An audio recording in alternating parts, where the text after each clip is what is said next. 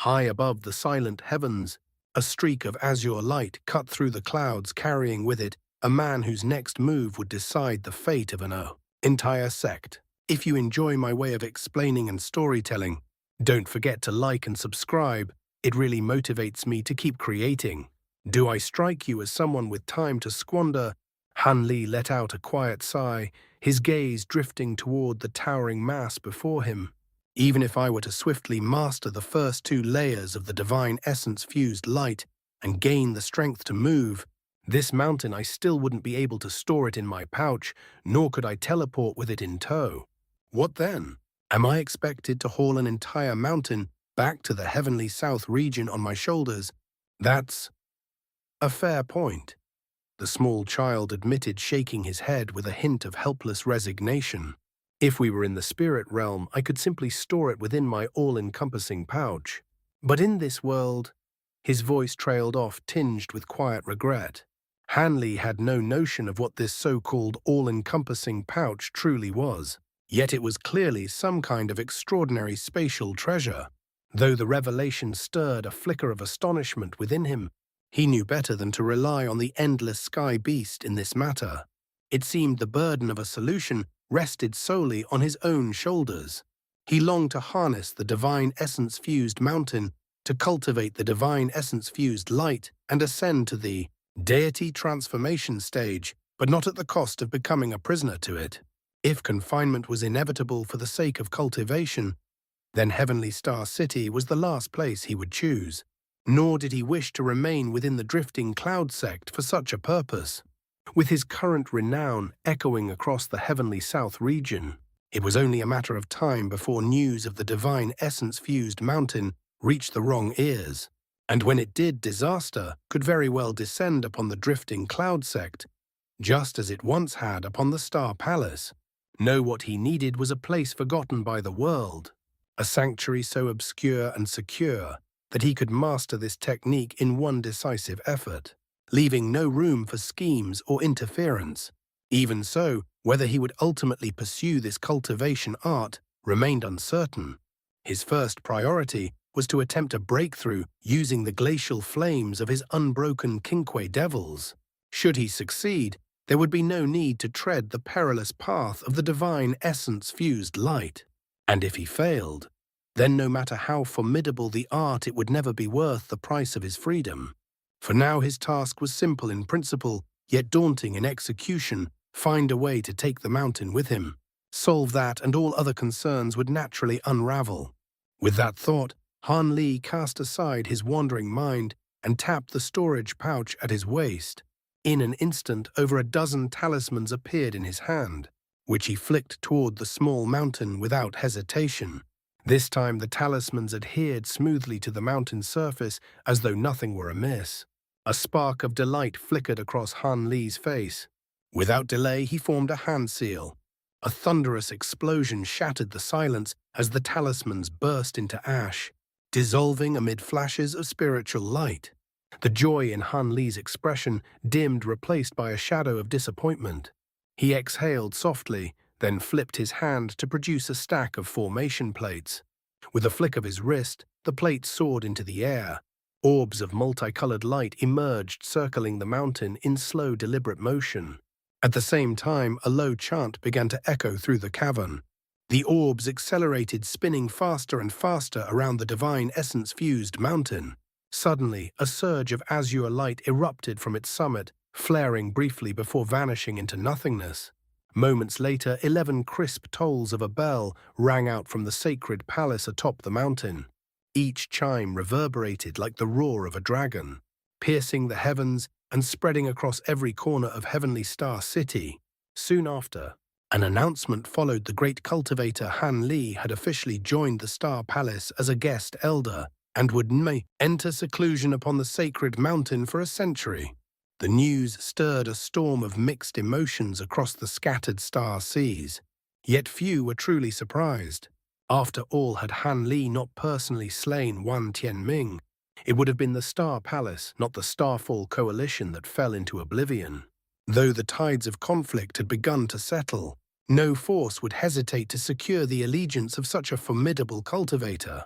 And given Han Li's willingness to battle the Starfall Coalition for the Star Palace, his affiliation with them seemed only natural. Thus, any lingering schemes against the Star Palace were swiftly abandoned. In the blink of an eye, countless sects and factions sealed themselves away from the outside world. Aside from Star Palace cultivators hunting down the remnants of their enemies, the scattered star seas fell into an uneasy, almost surreal tranquility. Centuries of turmoil had finally come to an end. Countless cultivators had perished. Sects had risen and fallen like drifting tides. But now, with the Star Palace standing supreme and bolstered by an awe-inspiring great cultivator, no one dared to provoke them.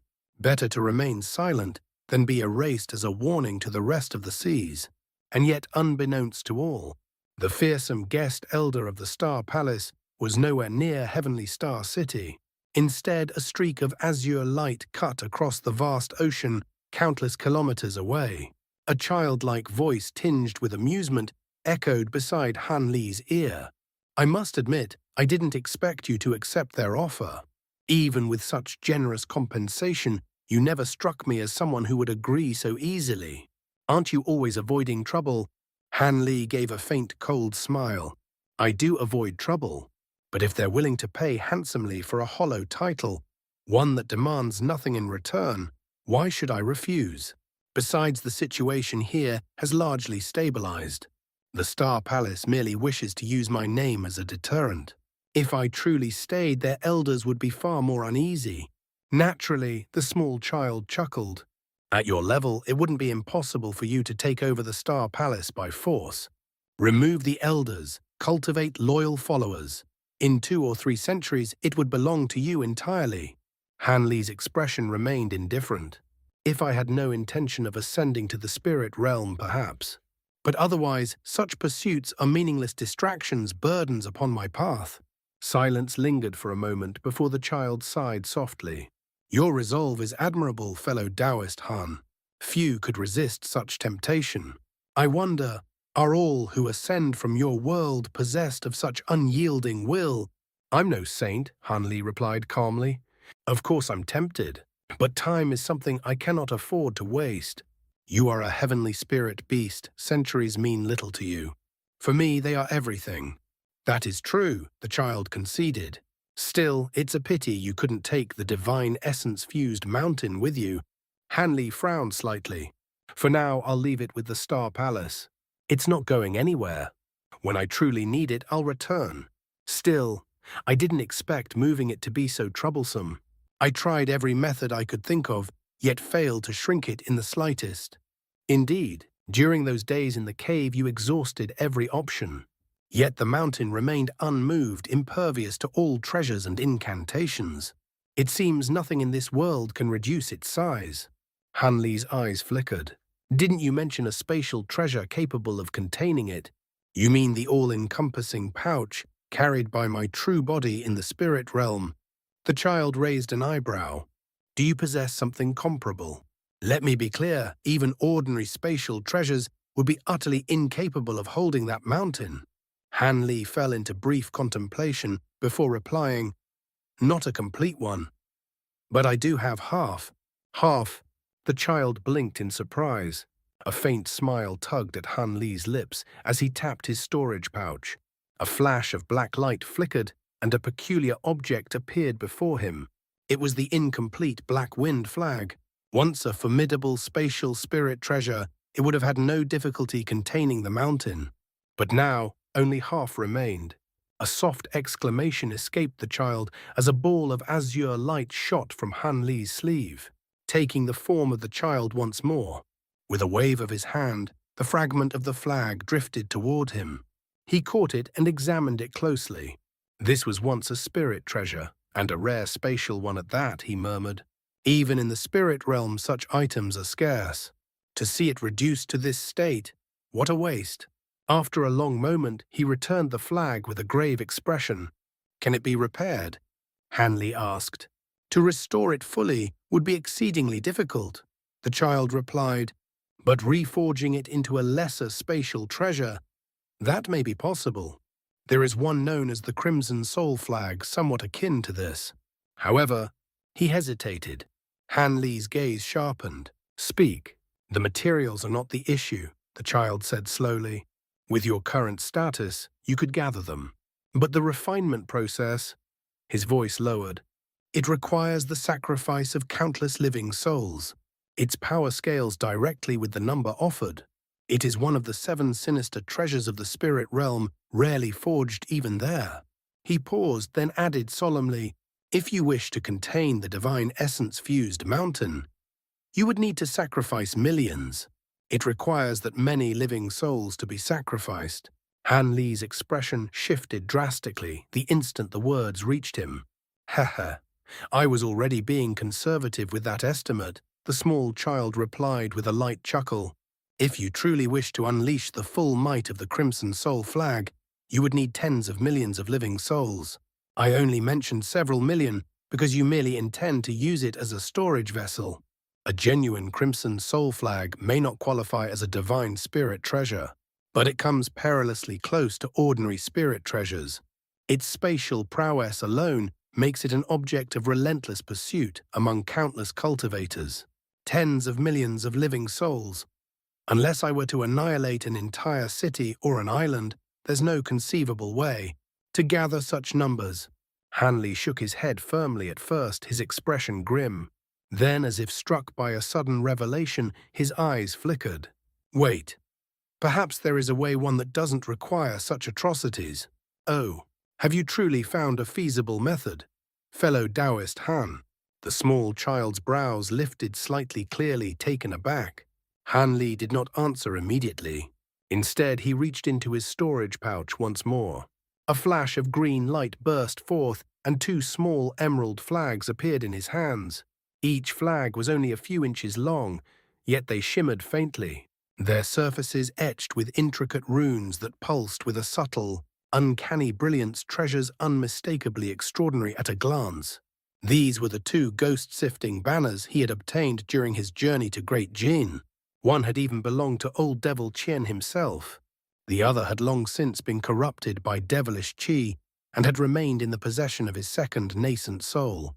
"What are these?" A glimmer of curiosity passed through the small child's eyes, though he clearly did not recognize them. It was no surprise back in the Kunwu Mountains, the endless sky beast's avatar had yet to develop intelligence. Naturally, it had never witnessed Han Li acquiring these items. Even so, it could not fail to sense the dense, unsettling soul qi radiating from the banners. "If I were to refine the yin souls within these banners once more, could I use them to forge a Crimson Soul Flag?" Han Li asked. The small child scrutinized the banners carefully before replying, "It is indeed possible. However, while these treasures fall short of the Crimson Soul Flag's caliber, they are still remarkable in their own right. If you proceed, they will be utterly destroyed. Moreover, the number of souls contained within them is far from sufficient." "That's of no concern," Han Li said calmly. "They are powerful, yes, but I already possess treasures surpassing spirit treasures. At my current cultivation level, they no longer serve much purpose. As for the lack of souls—" He stroked his chin thoughtfully, a faint knowing smile tugging at his lips. "If I had a dozen or so of these banners, that would suffice, wouldn't it?" "A dozen?" The small child blinked, then realization dawned. "Ah, I see. These are merely part of a larger set, aren't they? Does that mean you know where the rest are?" "I don't currently possess any more," Han Li admitted, "but I do know where they can be found. In fact, I'm aware of another treasure that contains far more souls than these ghost-sifting banners." He paused, and a trace of regret surfaced in his expression. "Unfortunately, that treasure is in the hands of a deity transformation stage demon beast. That's not an opponent I can afford to provoke for now." He was of course referring to the Myriad demon flag in the possession of that old devil from Myriad Demon Valley. Having witnessed its terrifying power firsthand, Han Li knew well that the demonic souls it contained far surpassed those within the ghost-sifting banners, both in quantity and in quality. It would have been the ideal material for refining the Crimson Soul Flag. The small child had no knowledge of this treasure, nor did he care to pry. Instead, he said indifferently, "If you can gather enough souls, I will grant you the refinement method of the Crimson Soul flag, free of charge. This divine essence-fused light of yours intrigues me. I am curious to see how formidable it will become under your control. Tell me, fellow Taoist Han, do you intend to collect those banners as soon as you return to the Heavenly South region? There's no rush, Han Li replied with a faint shake of his head. Everything must wait until I reach the peak of the late nascent soul stage and fully refine my glacial flame Chinke, devils. The remaining ghost-sifting banners are in the hands of a nascent soul devil cultivator. For now, strengthening my cultivation is the priority. Let us return to the Heavenly South region first. Very well, as you wish. The small child shrugged casually. Once we return, I will pass on the refinement method, so you can begin gathering the auxiliary materials without delay. With that, his projection flickered and vanished. Han Li's eyes lit up with undisguised delight. Without hesitation, he accelerated forward, his figure dissolving into a streak of light that vanished into the distant horizon. Several months later, Han Li returned to the Heavenly South region via the ancient teleportation formation. He recalled the six-winged frost centipedes that had been guarding the formation, then destroyed it once more before departing the cave without a backward glance. 2 months after that, he arrived at the Dream Cloud Mountains in the state of Shi. Rather than making a grand appearance, he merely sent a voice transmission talisman to inform Luluo of his return before quietly flying back to the interconnected peaks. Nangong was still in seclusion. Han Li did not disturb her. To cultivators like them, a few years of separation was but the blink of an eye. Indeed, the entire cultivation world of the Heavenly South region remained oblivious to the fact that their number one cultivator had ever left the drifting cloud sect. Yet Luluo let out a long breath of relief upon hearing the news. The sect's standing rested almost entirely on Han Li's name. Without him, unless several more nascent soul cultivators emerged, their status as a super sect would quickly come into question. Upon returning to his cave abode, Han Li immediately dispatched a flying sword bearing a jade slip to Liu Yu. Within it was a detailed list of auxiliary materials required for refining the Crimson Soul flag, along with instructions for her to gather them during his seclusion. Then, without delay, he entered his secret chamber once more, resuming his cultivation of the final layer of the Azure Essence sword art, as well as refining the glacial flame Cinque devils. Time flowed on like a silent river. 50 years passed in the blink of an eye. During that span, Han Li sensed Nangong emerge from seclusion once. He immediately halted his own cultivation to meet her, and the two of them traveled together for half a year. In those fleeting months, Han Li allowed himself to fully immerse in the quiet warmth of their companionship. Yet when they returned, both resumed their seclusion, calm, unhurried, and resolute. Come to think of it, cultivators were in many ways pitiful beings. On one hand, they wielded immense power and enjoyed lifespans far beyond mortal limits. On the other, they were like creatures trapped upon a spinning wheel, running endlessly, chasing an infinitesimal hope of immortality before their time ran out. For those born with unshakable will, such a life was bearable. For others, it was enough to drive them mad. To continue cultivating was to pursue a nearly impossible dream. Yet to abandon it was equally unthinkable. After all, each step forward extended one's lifespan, and that alone was temptation enough. Thus, two extremes emerged within the cultivation world. Some mid-tier cultivators lacking talent and hope abandoned the path altogether. They lived indulgent lives surrounded by pleasures and companions, or returned to their hometowns to establish clans and rule as mortal lords. At the other extreme were those who stood closer to the summit, who could almost glimpse immortality itself. They cast aside all distractions, devoting themselves wholly to cultivation, indifferent to everything else. Han Li and Nangong clearly belonged to the latter. One stood at the late nascent soul stage, the other at the mid-stage. They were already among the very pinnacle of the human world. If they could ascend to the spirit realm, immortality would no longer seem so distant. And so, despite the deep bond they shared, they exercised unwavering restraint. Dual cultivation offered only negligible gains at their level, and worse, it risked dulling their resolve. Thus, though their hearts were intertwined, they held back from indulgence. Instead, it was their shared pursuit of the great Tao that forged an even deeper understanding between them. A quiet, unspoken harmony, a bond that required no excess. And so when they returned to seclusion once more, neither emerged again for a long time. Until one day, a thunderclap split the heavens beneath a cloudless sky above the interconnected peaks. The world's origin chi, within hundreds of kilometers, surged violently, as if awakened by an unseen force. From earth, stone, and tree alike, countless fist-sized motes of multicolored light rose into the air, converging toward the main peak. They gathered into a vast, radiant spiritual cloud spanning several hectares, casting a dazzling spectacle across the heavens. At its very center stood Han Li's cave abode. The phenomenon was impossible to ignore.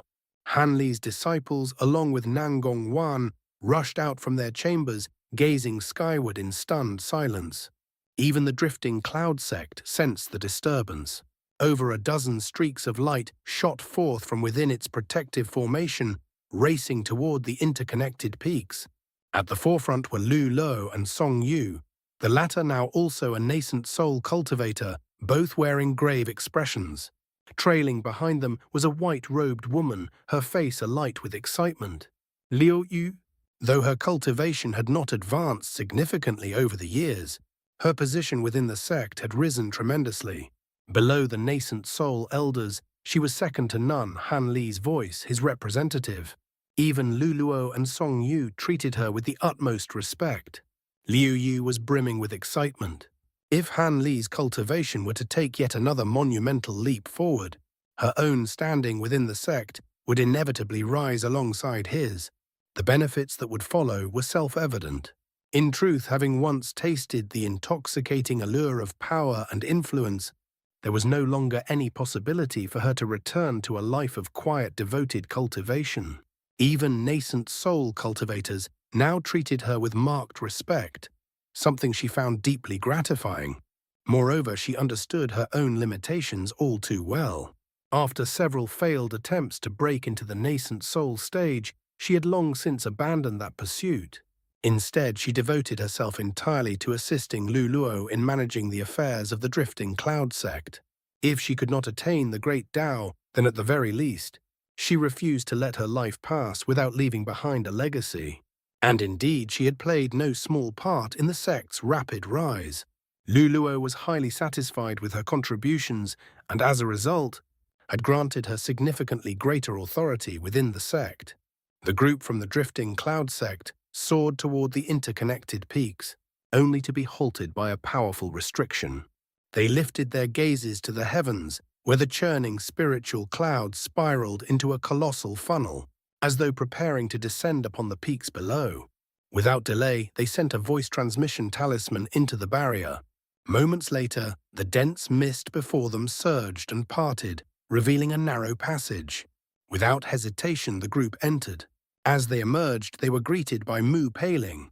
She stood quietly, a yellow formation flag in hand, awaiting their arrival in composed silence. Mu Peiling pays her respects to the elders of the drifting cloud sect. Senior Sister Nangong has been expecting you for some time. Please follow me.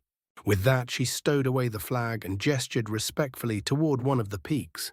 Lu Luo and the others offered no objection and immediately followed. At the summit, they beheld Nangong Wan. Clad in a pristine white palace gown, she appeared like a celestial maiden descended from the heavens. Yet her delicate brows were faintly knit, and though she acknowledged their arrival with a slight nod, her gaze remained fixed upon the phenomenon unfolding nearby. Beneath her composed exterior flickered unmistakable traces of worry and unease. Standing beside her were Tian China and Shi Jian.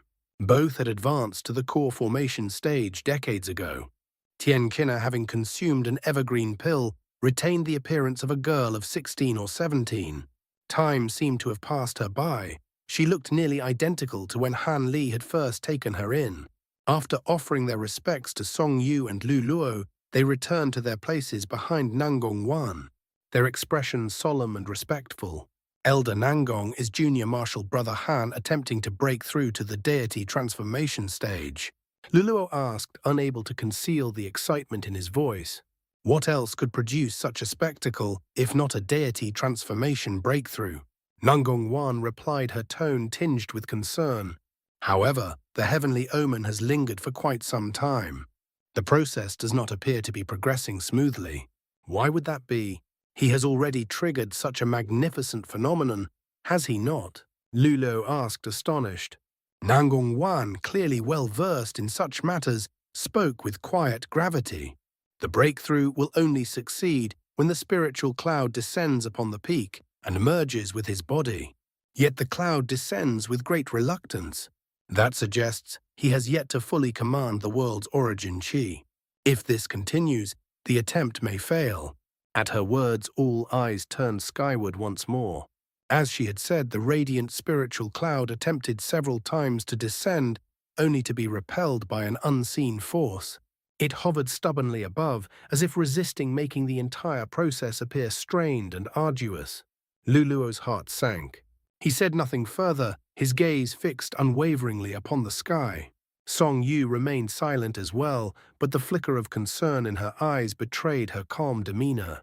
The other cultivators stood in tense silence.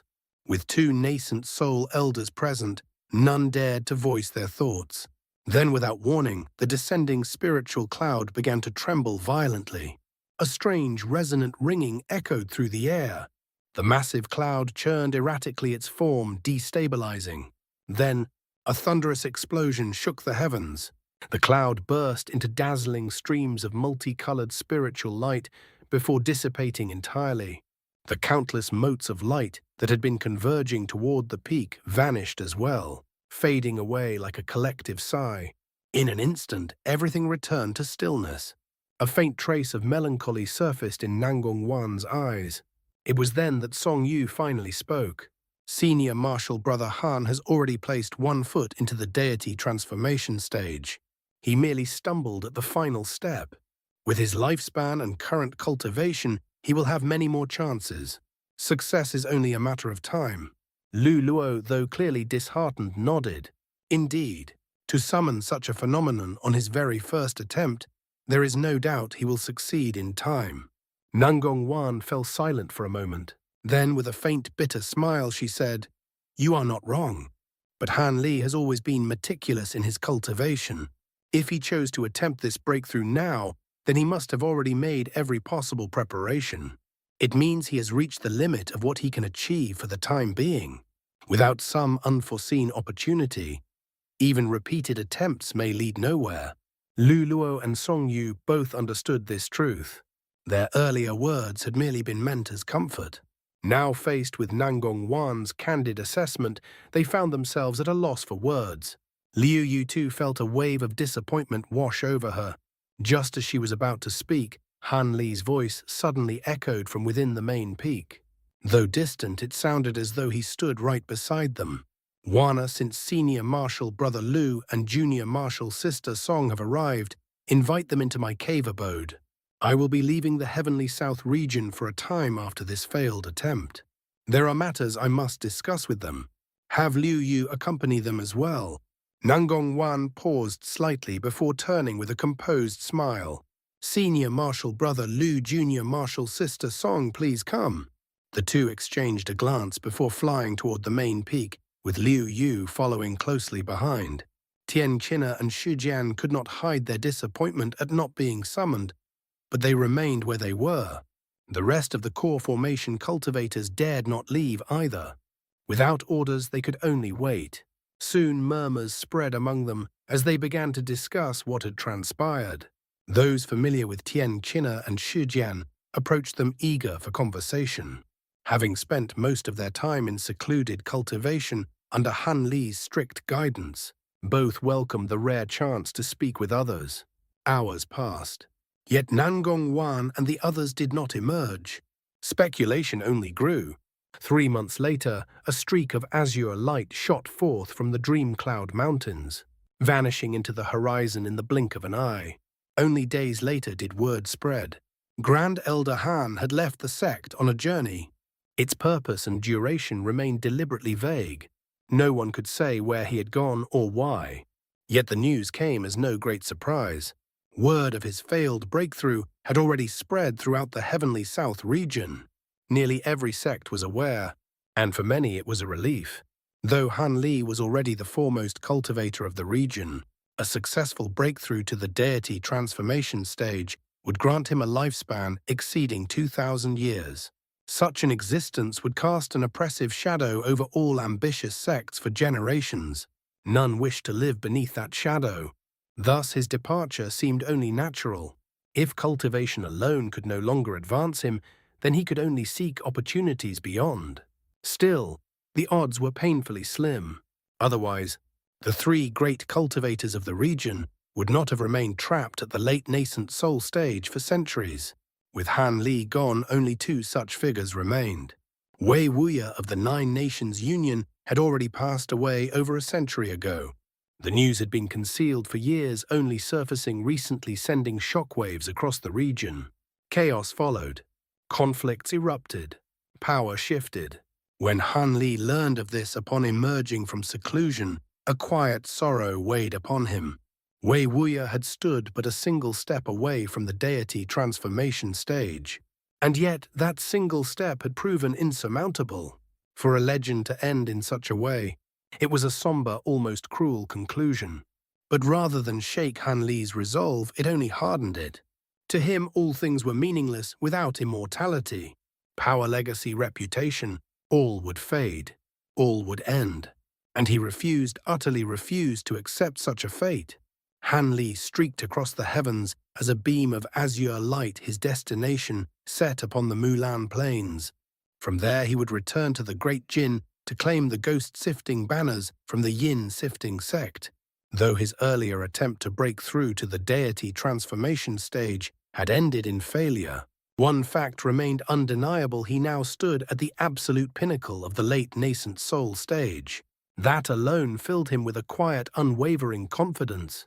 If memory served him correctly, after old Devil Qian's demise, the Yin-sifting sect had been left with only a single late nascent soul cultivator, their sect master. So long as Han Li did not recklessly storm their gates and attempt to overpower the entire sect by brute force, acquiring the ghost-sifting banners should not prove overly difficult. That sect master, however, harbored a deep-seated grudge against him. Han Li had once slain his Dao companion. In that case, eliminating him during this venture would serve two purposes at once. Leaving such a man alive would only invite future calamity.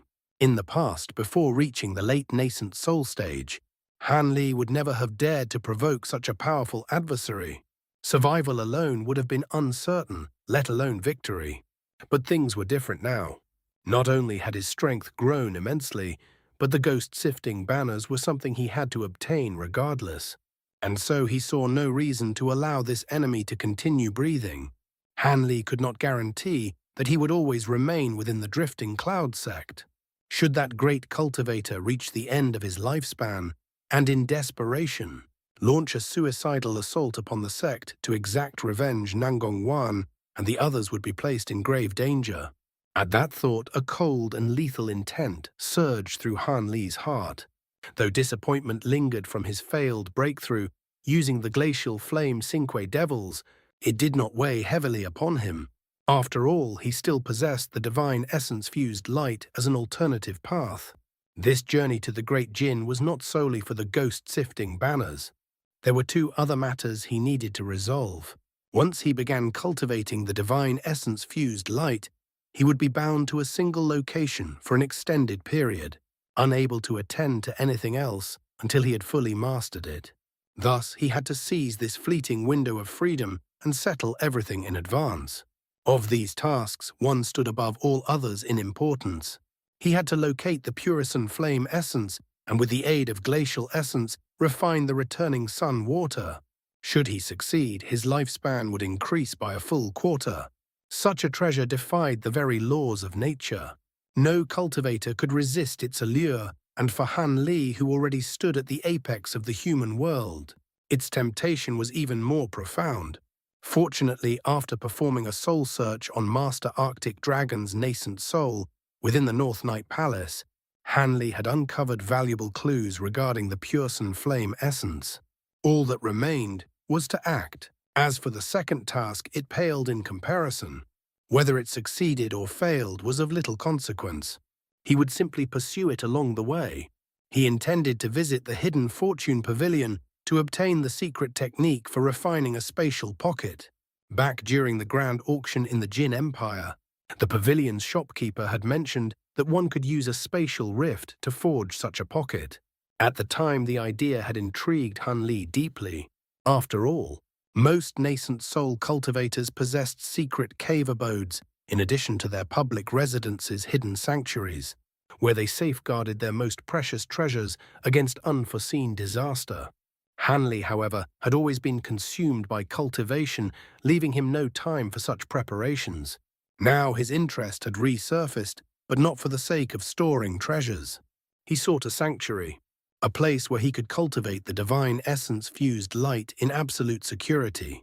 If he could refine a personal spatial pocket and leave behind only a concealed teleportation formation in the outside, World 1 that he alone could control, then even a deity transformation stage cultivator would be powerless to reach him. And should his enemies destroy the external formation in frustration, Han Li, with his current abilities, could simply tear through space itself and escape. Meanwhile, no one would be able to locate his hidden pocket without knowing the precise point of spatial incision. Such knowledge had not come easily. It was the fruit of painstaking research. Of course, if this plan failed, he could still seek out some remote and obscure location for cultivation. But none would ever be as secure as a space of his own making. The challenge, however, lay in the fact that this refinement technique was closely guarded by the hidden fortune pavilion. Obtaining it would not be easy. Then again, when a late nascent soul great cultivator made a request, few forces dared refuse outright. No sect wished to earn such a formidable enemy if it could be avoided. As for how the hidden fortune pavilion had managed to keep this method secret for so long, Hanley suspected the answer was simple. The technique was more trouble than it was worth. Otherwise, such a valuable secret would never have remained hidden from the major sects. Still, securing it would require a degree of strategy. A faint, cold smile touched Han Li's lips as his figure flickered and vanished into the distant horizon. Over half a year later, a gentle rain draped a quiet mountainside town in the state of Yu, a land separated from the heavenly south region by tens of millions of kilometers. Bluestone streets shimmered beneath the falling rain, nearly devoid of life. The few pedestrians that remained hurried along beneath their umbrellas, eager to escape the damp chill. Amidst this subdued scene, a man in a yellow robe appeared. He held a white oilcloth umbrella, walking at an unhurried pace as though wandering through a tranquil countryside rather than a rain-soaked town. The umbrella tilted forward, concealing much of his face. Yet the fair, refined hand that grasped its handle betrayed his youth and marked him as someone far removed from the toil of ordinary laborers. Passers-by could not help but cast him curious glances as they hurried past. He paid them no mind. His steps remained steady, unhurried. Then, just as he passed a narrow, unremarkable alley, he turned and entered it without hesitation. The alley was deep and unmistakably a dead end. No homes, no shops, only towering stone walls stretching dozens of feet high. A place abandoned by footsteps seldom visited by anyone. And yet the yellow-robed man walked forward as though nothing were amiss. Step by step, he approached the stone wall at the alley's end and passed straight through it. A flash of white light flickered and his figure vanished. To mortal eyes, such a sight would have been enough to inspire terrified cries of the supernatural. But to cultivators, it was nothing more than a simple illusion technique. And yet, beyond that illusion lay something far from ordinary. Past layers of intricate restrictions stood a colossal jade gate towering over 1,000 feet into the sky. Beyond it stretched a staircase of white jade, each step suspended in mid-air, ascending toward a vast green palace. Mist coiled gently around the structure, Rare spirit beasts circled lazily above, while exotic flora bloomed below, transforming the entire space into something akin to an immortal realm. And yet, despite its grandeur, this was merely a confined domain, a pocket of space barely 5 kilometers wide, though its towering height lent it an illusion of boundless vastness.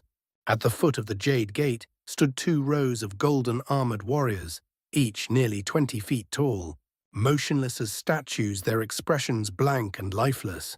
Among them, however, sat a man in armor with a dark complexion, lounging idly upon a stone beside a pillar. He was chatting lazily with the yellow-robed man. "No matter your purpose, I can't disturb the pavilion master while he's entertaining guests," the man said with a casual chuckle. "Otherwise, I'll be the one punished. Why not sit down and keep me company? I've been stuck here with these mute fellows for over half a year. I'm bored out of my mind."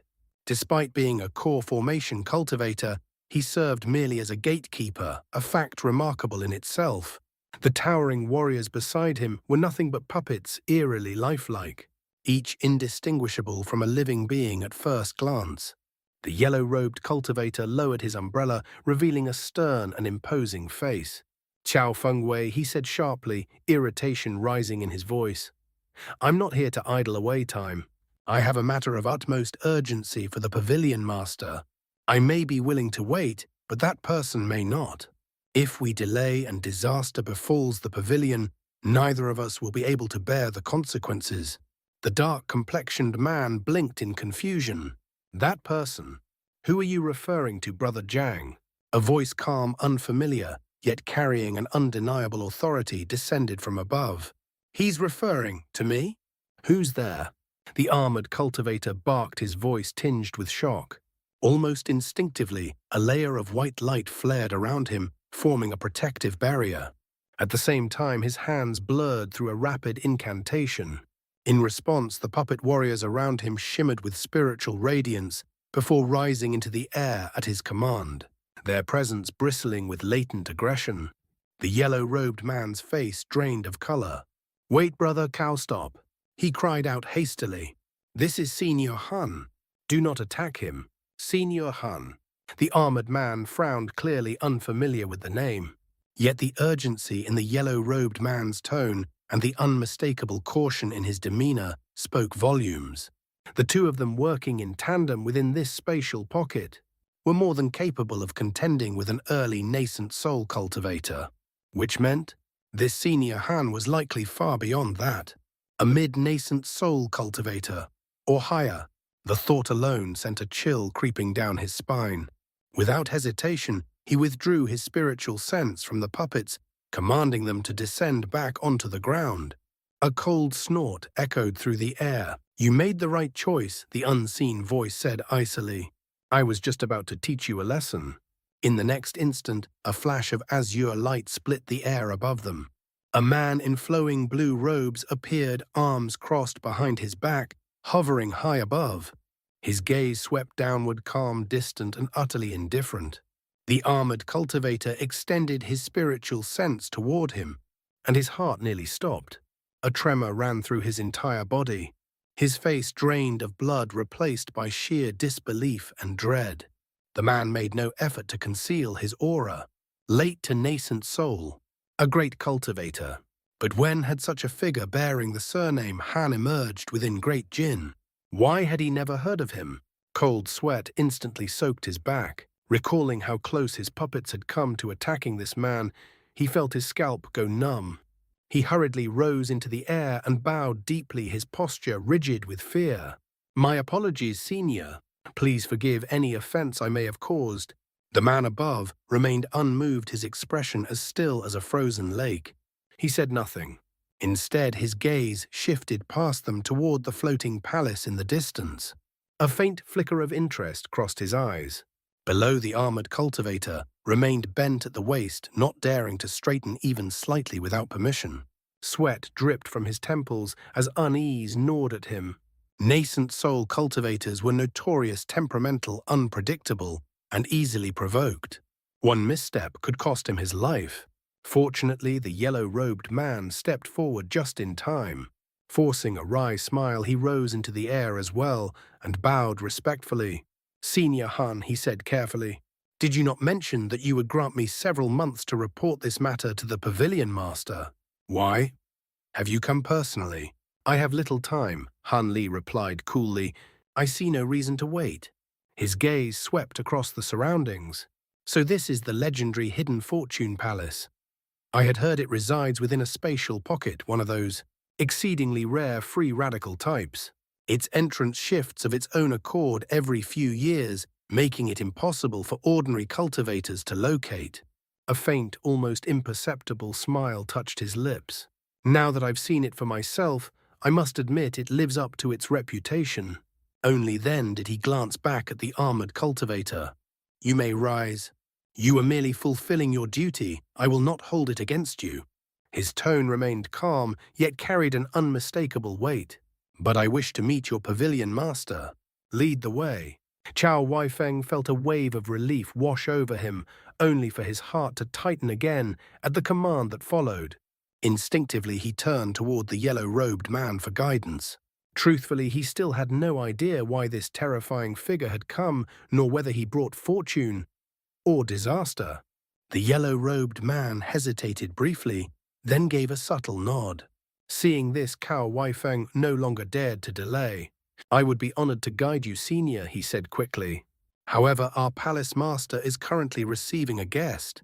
If it pleases you, I will first inform him of your arrival before escorting you inside." "He's entertaining a guest." A trace of surprise flickered in Han Li's eyes, though his expression soon returned to its usual calm. He gave a slight nod. Ecstatic.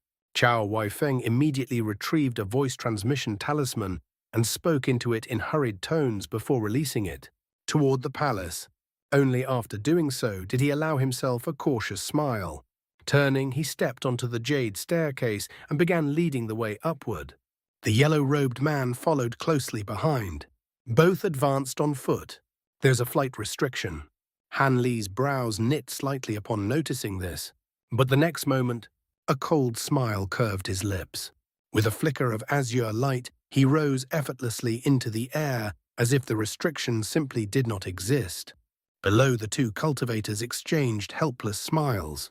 The restriction was designed to suppress all cultivators below the nascent soul stage, preventing them from rising more than a few feet into the air.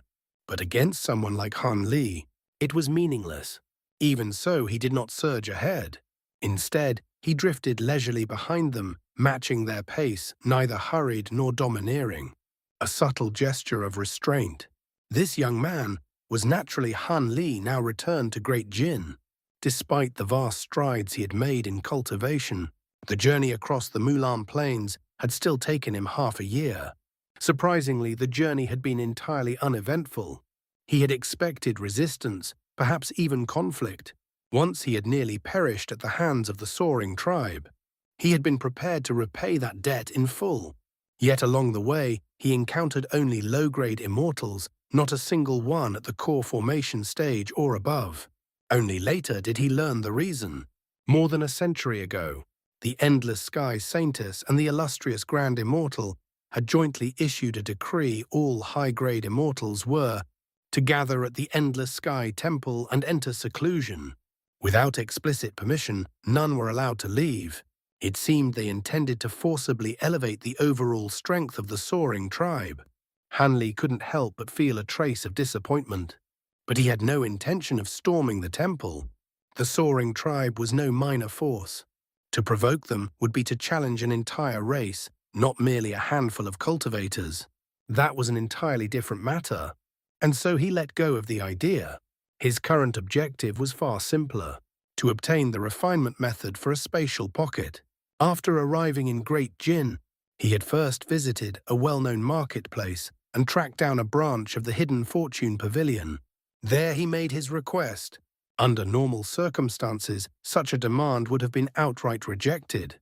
But Han Li had made no effort to conceal his cultivation. Faced with a late nascent soul great cultivator, the shopkeeper, a mere late core formation cultivator, had been nearly paralyzed with fear. He could only respond with forced politeness and unease. The refinement method was far beyond his authority. He would need to consult the master of the Hidden Fortune Palace personally. Such a matter could not be handled casually through a talisman. It required a direct visit. He asked Han Li to wait 2 to 3 months. Han Li had agreed, but waiting idly was never his way. Instead, he used a secret technique to track the yellow-robed man leading him here. As he ascended the staircase, a deep, resonant bell suddenly rang out from the palace above, a signal of welcome. Moments later, over a dozen streaks of light shot forth, resolving into a group of cultivators who hovered on either side of the entrance, unaffected by the restriction. From their midst, 2 figures stepped forward. They stood side by side, gazing down at Han Li. Han Li's brows furrowed slightly, then smoothed out. Without warning, he took a single step and crossed over 100 feet. Another step, and he stood at the palace entrance, face to face with them. The surrounding cultivators erupted into alarm. Several instinctively reached for their storage pouches, panic flashing across their faces. Insolence. One of the 2 figures barked. He was a portly old man. "Fellow Taoist Han is our honored guest. Stand down, all of you."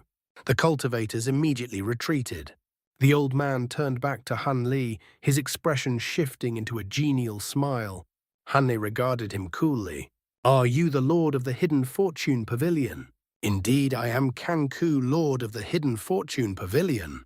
Shopkeeper Zhang has already informed me of your purpose via voice transmission.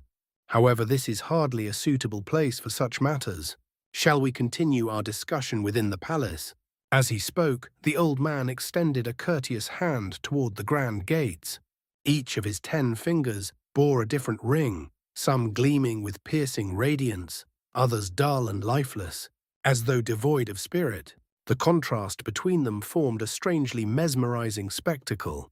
Han Li's gaze lingered briefly on those rings before he gave a faint nod.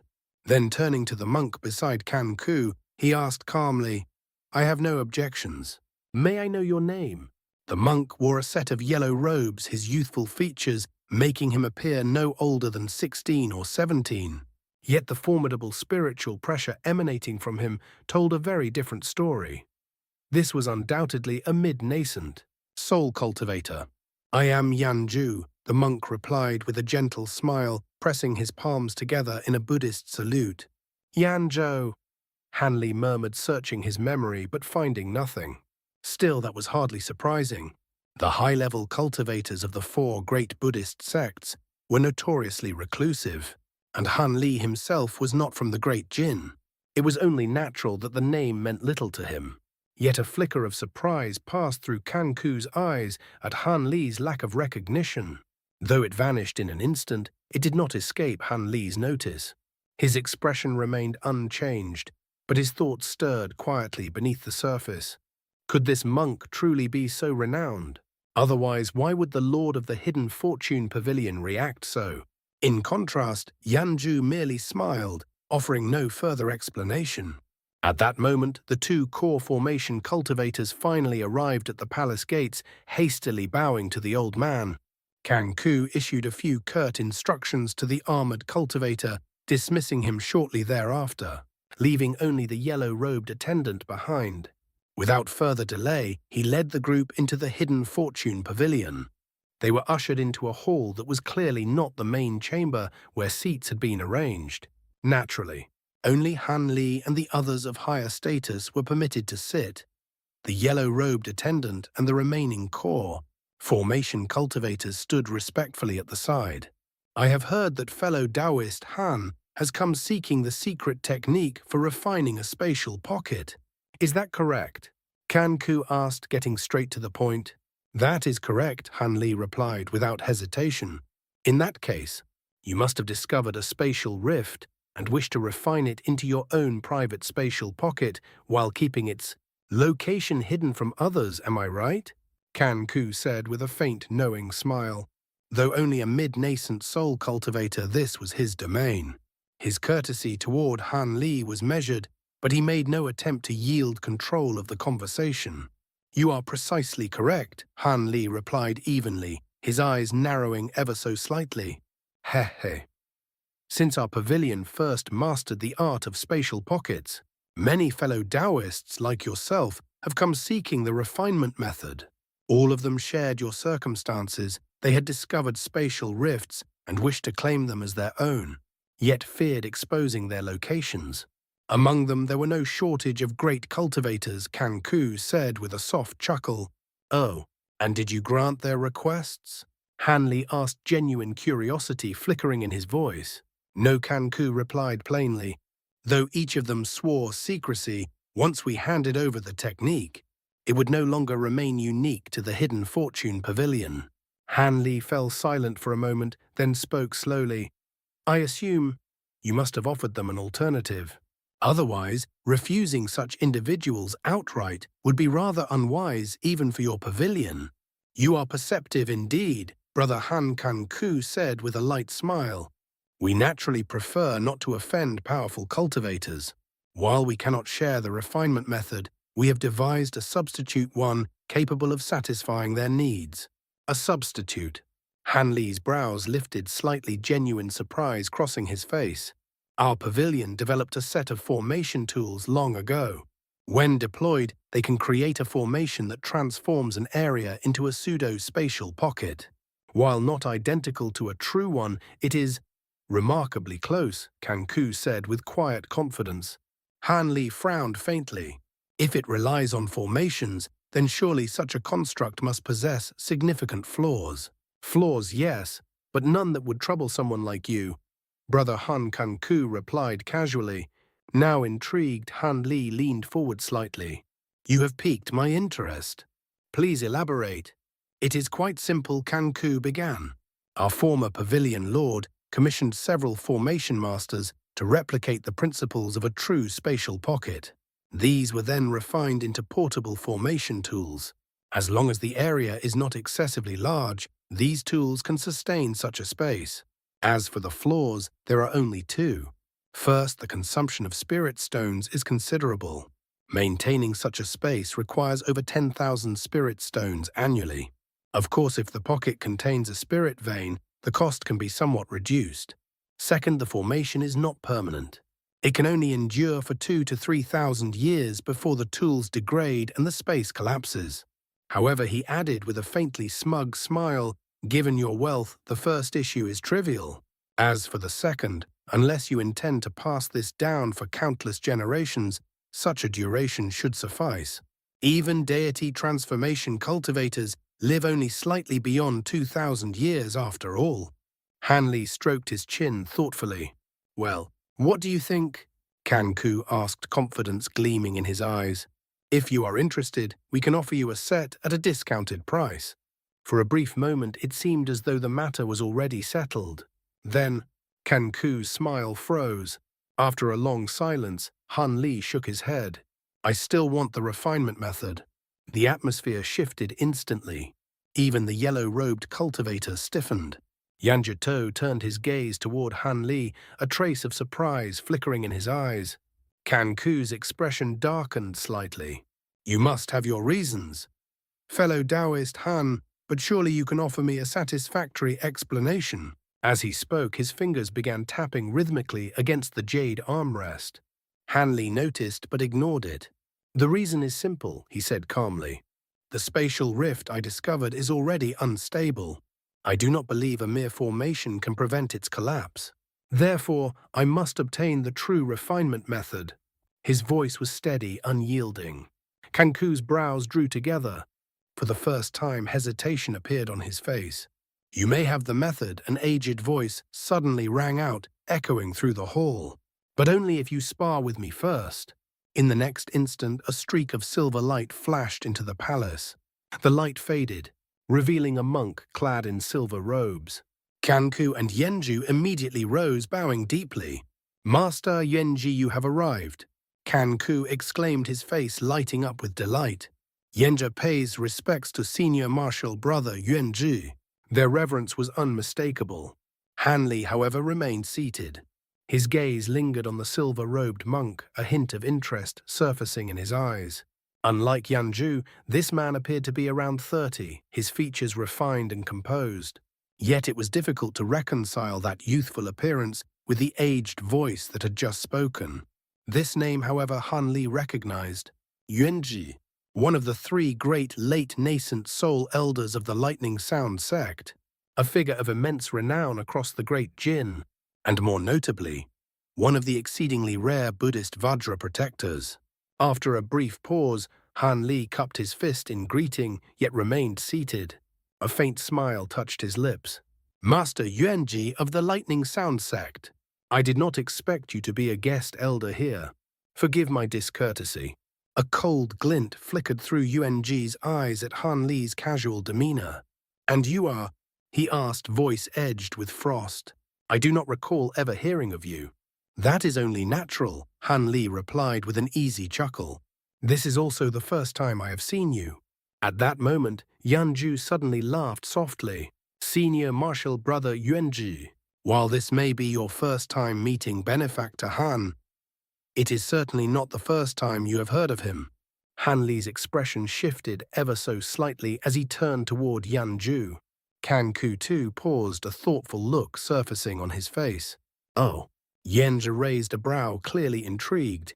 And what do you mean by that, Junior Martial Brother Yanju? Senior Martial Brother? Have you truly forgotten the devilish tribulation of the Kunwu Mountains and the demon beast rampage at the north? Night Palace over 2 centuries ago. Yanju replied calmly, his voice steady as still water. If my memory serves me right, fellow Taoist Han was involved in both of those monumental events and far from being a mere bystander. At those words, the silver-robed monk's heart lurched violently. His gaze snapped back to Han Li, studying him anew with sharpened intensity. The Kunwu Mountains, the North Night Palace. Could it be? His voice lowered, tinged with disbelief. Are you the fugitive wanted by both the Yin sifting sect and the North Night Palace? Han Li's expression remained composed, as tranquil as an undisturbed lake. It's been many years, I'm surprised anyone still remembers me. A faint smile tugged at his lips. So, do you intend to capture me and hand me over to them?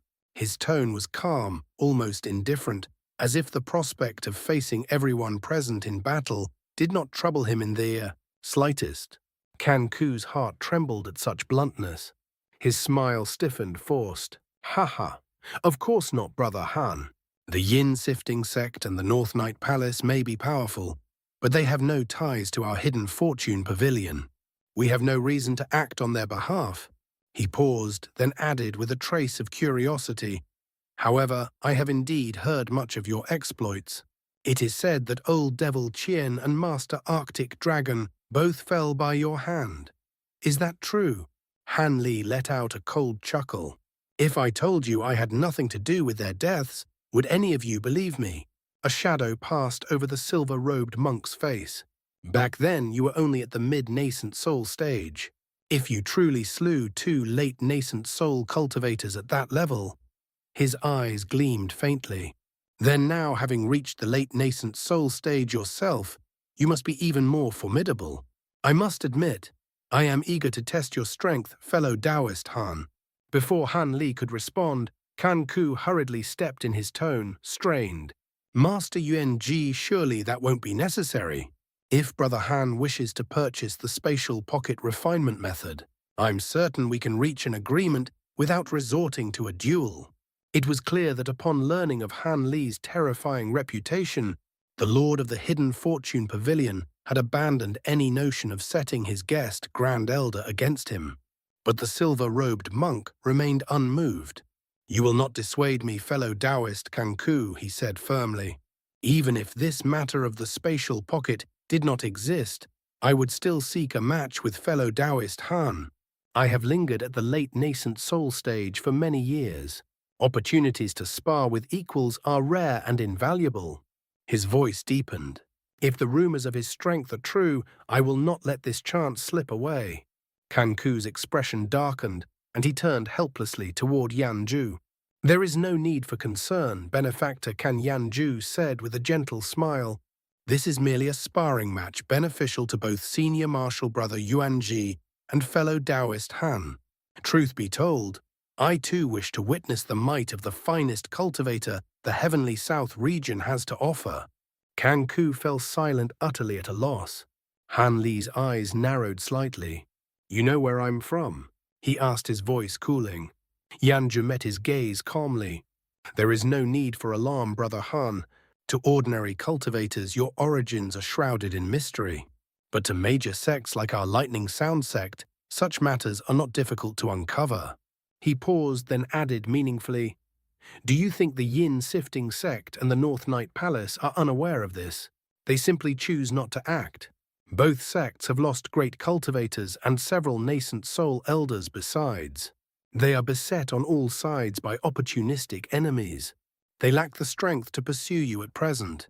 Otherwise," a faint smile crossed his lips, "you would not have enjoyed such a peaceful life in the heavenly South region all these years." Han Li's expression eased slightly. "That makes sense.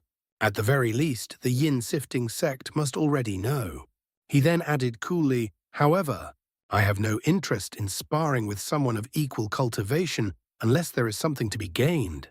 His gaze shifted to Kanku. "I will accept this challenge on one condition. If I defeat Master Yuanji, you will hand over the spatial pocket refinement method." The silver-robed monk faltered for a brief moment before turning toward Kanku. Kanku hesitated, his brows knitting together.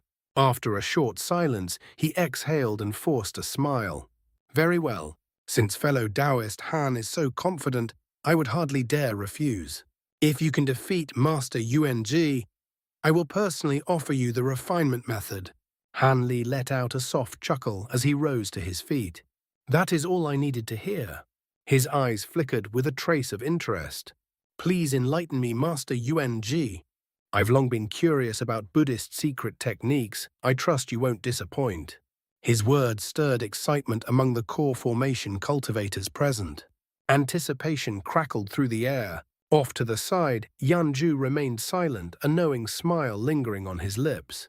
A cold glint surfaced in the silver-robed monk's eyes, his refined features now carrying a faint edge of ferocity.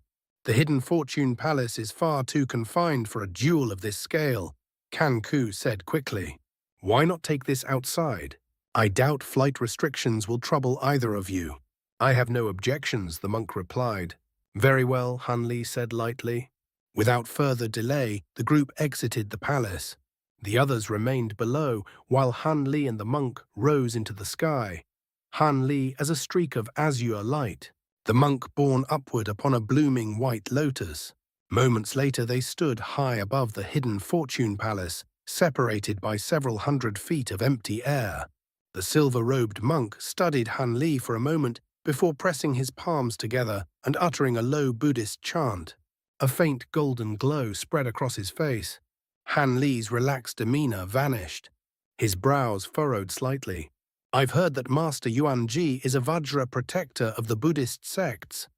Could it be that you've cultivated the legendary bright jade arts?" The monk paused, momentarily surprised, then a proud smile surfaced. "Oh, I didn't expect you to be so well versed in our Buddhist techniques, fellow Taoist Han. Indeed, I cultivate the bright jade arts. Please show me what you're capable of." He began chanting, his voice resonating with solemn power. Silver runes shimmered across his robes, while his skin gradually took on a faint golden hue, like a living Buddha descended upon the mortal world. Han Li remained outwardly calm, but inwardly a flicker of caution stirred. The monk had already reached the fourth layer of the bright jade arts. That meant his body rivaled the durability of a magical treasure capable of contending with ordinary flying swords, using bare hands alone. But if that was all, it would not be enough. Without another word, Han Li swept his sleeve through the air.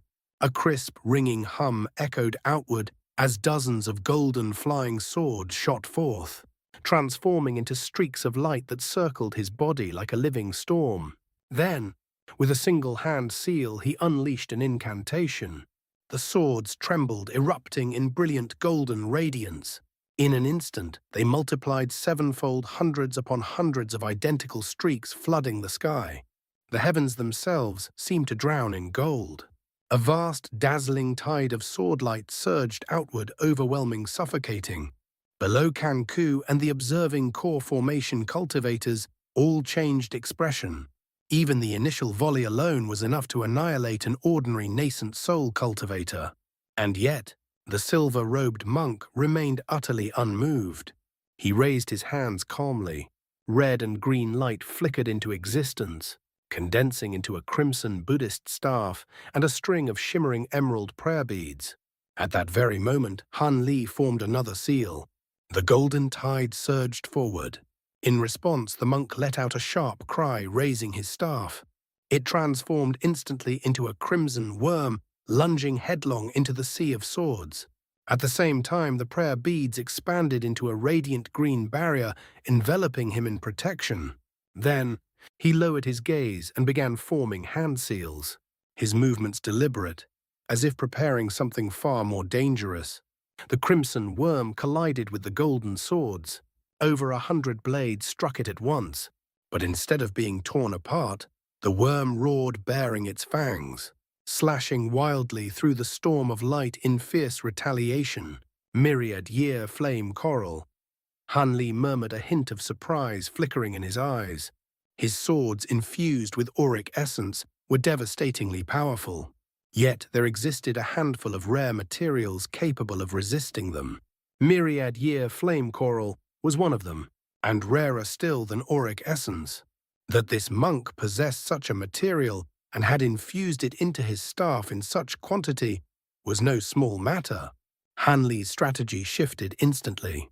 A portion of his swords remained to restrain the crimson worm, while the rest curved like a golden tide, sweeping past it and hurtling straight toward the silver-robed monk.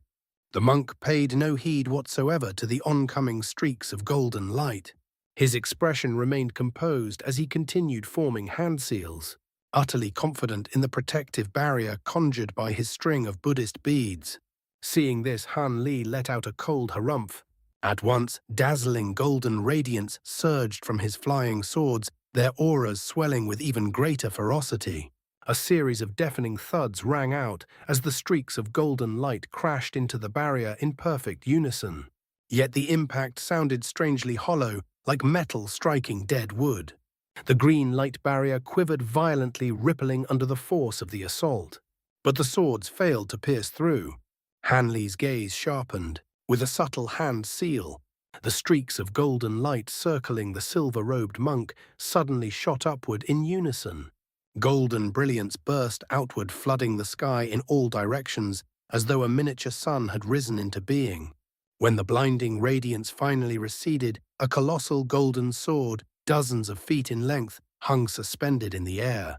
Without the slightest hesitation, Han Li extended a finger. The golden glow coating the sword dimmed instantly. In its place, a chilling white radiance blossomed forth. In the blink of an eye, thick layers of frost crystallized across its surface, encasing the blade in glacial armor. The weapon expanded further, transforming into a gargantuan ice sword over 100 feet long, translucent, radiant, and terrifying beyond measure. A collective gasp rippled through the spectators below. Even the silver-robed monk's expression changed dramatically. At that very moment, Han Li swept his hand downward, his voice cold and decisive. Slash! The massive sword trembled, then descended. Before it even reached the green barrier, the surrounding air warped visibly under its weight. A piercing screech tore through the sky, as if a frozen mountain were collapsing from the heavens. Though the monk had full confidence in his barrier, he dared not test it against such an overwhelming force. He immediately chanted a Buddhist incantation. The white lotus beneath his feet spun rapidly, and in a burst of 7-colored Buddhist light, both he and the lotus vanished. The sword cleaved through empty space. A heartbeat later, a flash of white light appeared dozens of feet away. The lotus re-emerged. So did the monk. Suspended above the flower, he completed his final hand seal. A terrifying surge of spiritual pressure erupted from his body as a towering projection 50 to 60 feet tall materialized above him. Golden light shimmered across its form. Its features were fierce, almost wrathful, curly-haired, bare-chested, radiating a domineering aura. It was none other than the legendary Buddhist angry eye Vajra. The moment the projection took shape, The monk let out a thunderous cry and thrust both fists forward. With a resounding boom, the vajra mirrored his motion, its colossal fists crashing toward the ice sword. Golden light exploded upon impact. The massive sword was blasted backward, tumbling violently through the air before barely stabilizing itself. Hanli's eyes flicked toward it, and a trace of shock stirred within him. The section struck by the vajra's fists had been stripped clean of ice, revealing the golden blade beneath. A flicker of curiosity passed through his mind. The monk's cultivation art bore resemblance to the bright jade arts, but was not quite the same. Yet Hanli remained unperturbed. During his years of seclusion, he had refined his flying swords to their absolute limit. Each blade now contained an immense reserve of myriad year-profound jade, more than enough to sustain multiple assaults. With another hand seal, glacial light surged once more. The shattered ice reformed instantly, restoring the sword to its former terrifying state. Without pause, the colossal blade swept forward again, its might undiminished as if the previous blow had accomplished nothing. Only now did the monk truly grasp how troublesome this weapon was. His expression darkened. Yet instead of retreating, his body expanded slightly, his arms swelling with sudden power. In a flash, he brought his palms together. Bang! The vajra projection mimicked the motion, its massive hands clapping together to seize the descending blade. And just like that, the sword was stopped, dead in its tracks. Though the vajra was enormous, it appeared almost diminutive compared to the colossal blade, like a child grasping a giant weapon. Yet it held firm. Hanli's pupils contracted, even setting aside the sword's immense force, the frigid aura of the myriad year. Profound jade alone was enough to freeze any treasure it touched. And yet, the vajra projection held it bare-handed, unscathed. Truly, an extraordinary technique. Hanli shifted his gaze to the monk. Unlike his projection, the monk himself was clearly under strain. His posture was slightly hunched, golden light flickering unevenly around him. He was enduring immense pressure. Hanli frowned slightly. This technique resembled the six apex devils' art in some aspects, yet differed fundamentally. The six apex devils' art relied on external sources, but this vajra projection was sustained entirely by the monk's own power. Its strength was directly tied to his mastery of the bright jade arts.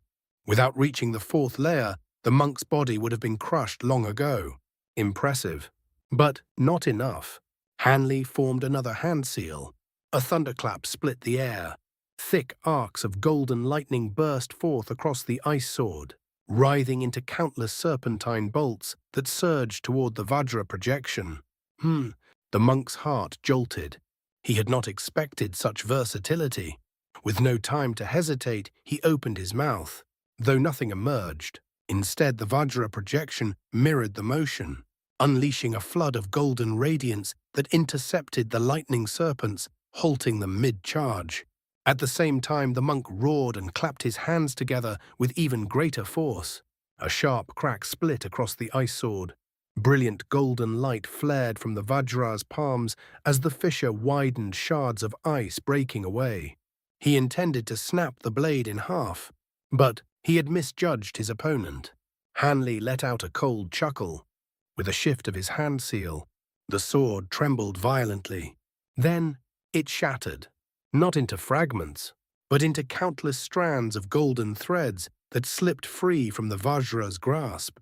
The projection lunged to seize them, but they danced away effortlessly, fluid and untouchable. The monk faltered. Then, with a flash of realization, he exclaimed, "So you are a sword cultivator, fellow Taoist Han."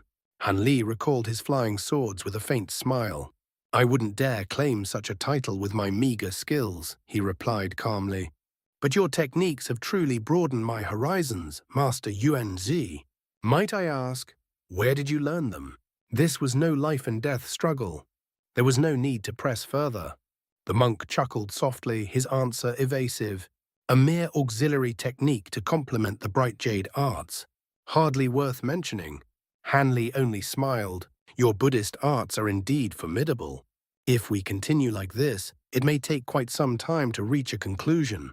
His voice remained calm, yet carried a subtle shift in tone. I will be using several powerful treasures next. A brief pause. Do take care, Master Yuanji. Before the words had fully faded, Han Li flicked all 10 fingers in rapid succession. 10 thin crimson threads shot forth, vanishing mid-flight.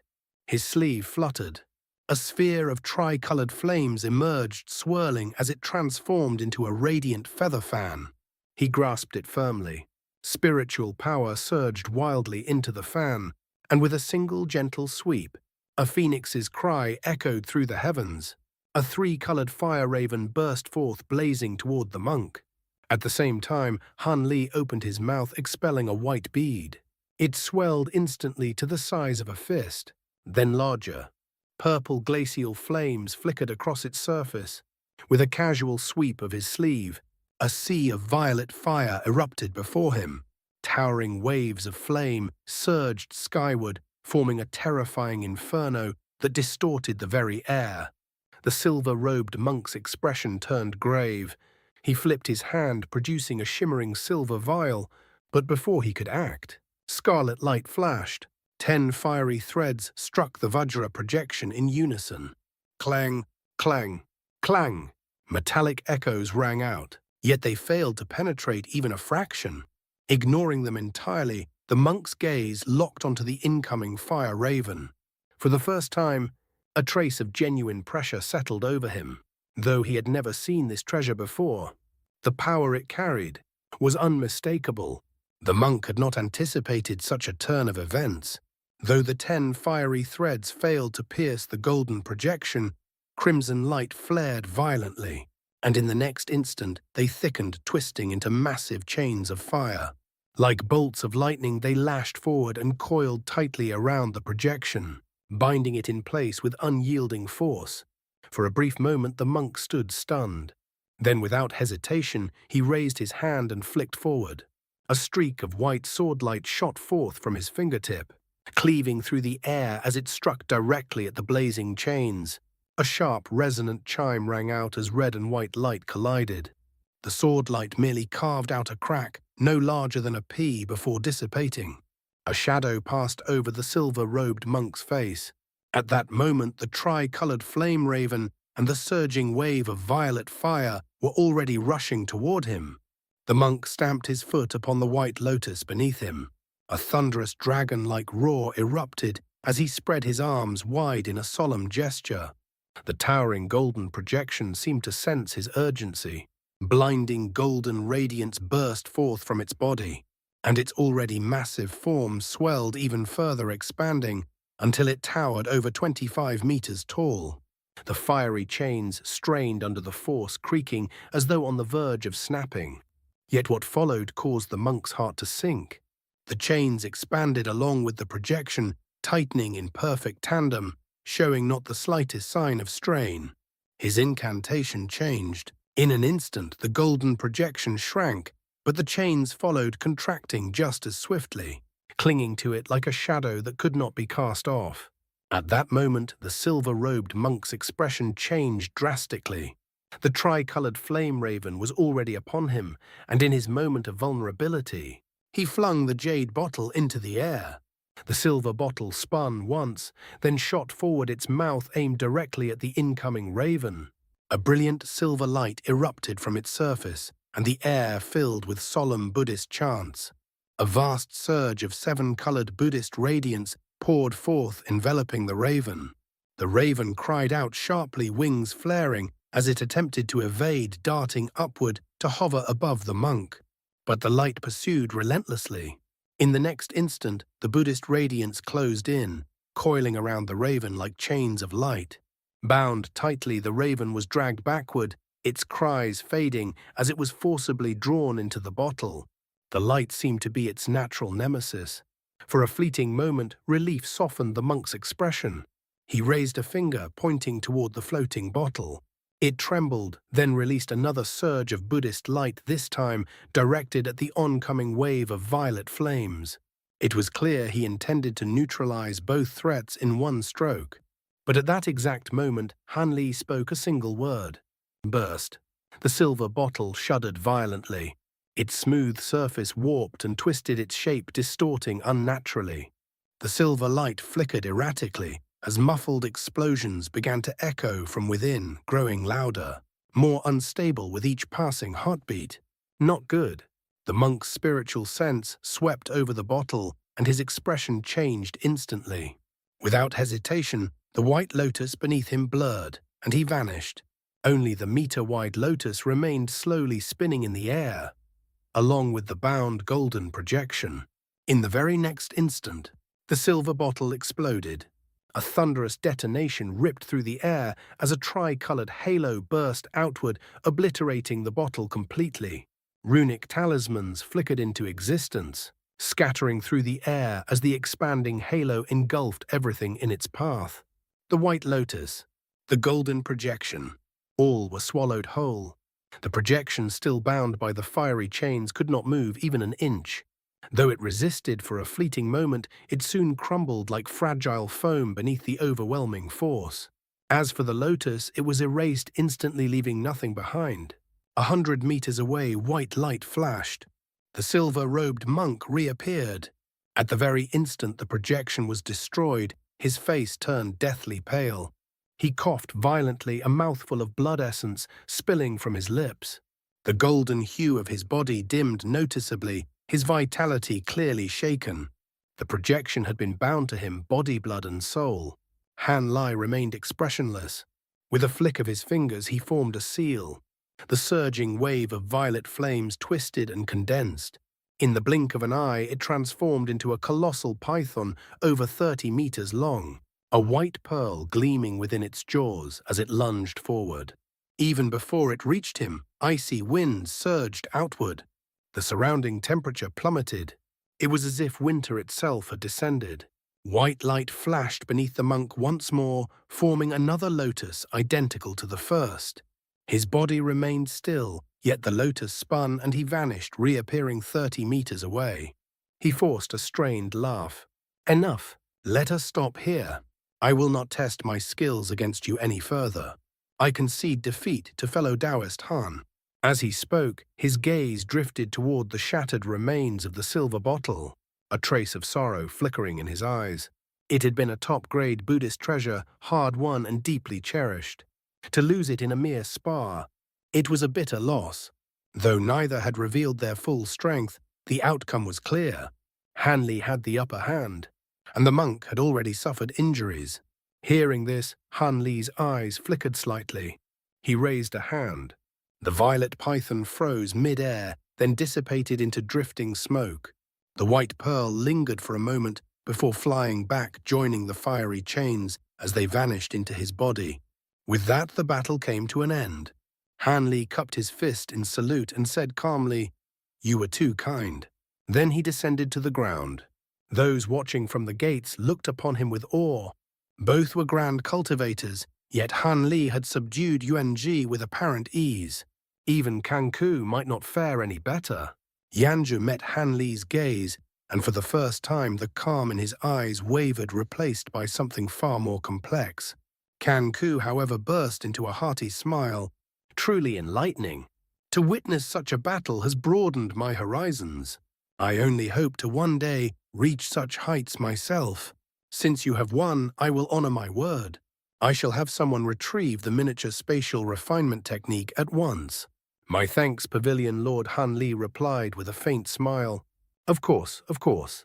Kanku produced a command token and handed it to a core formation cultivator behind him, issuing careful instructions. The cultivator accepted it with both hands and departed immediately. Beyond the hidden fortune hall, several grand pavilions floated in the air. Though they had once been bustling, the recent battle had left them eerily silent. No one dared emerge. The cultivator vanished into one of the structures below. Meanwhile, Yuanji descended slowly, his breathing steadied. He retrieved a white medicinal bottle and swallowed a crimson pill. "Master Yuanji, are you all right?" Han Li asked. Yuanji glanced at him and gave a faint, composed smile. "I am fine. With proper medication, I will recover in a few months. But I must say, your fan is no ordinary treasure. Even top-grade magic treasures cannot damage my golden projection as yours did. I could not resist it in the slightest. It must be a replica of a spirit treasure, though not the genuine article. You are most perceptive, Han Li replied with a light chuckle. It is indeed a replica. A faint smile appeared on Yuanji's face. But before he could continue, Kan Ku interjected, rubbing his hands together with a cheerful grin. Fellow Taoists, why not continue our discussion inside? I happen to have obtained a bottle of Crossing Dragons raw. It is said that a single drink can equal a month of cultivation, and its flavor is beyond compare. Shall we share it?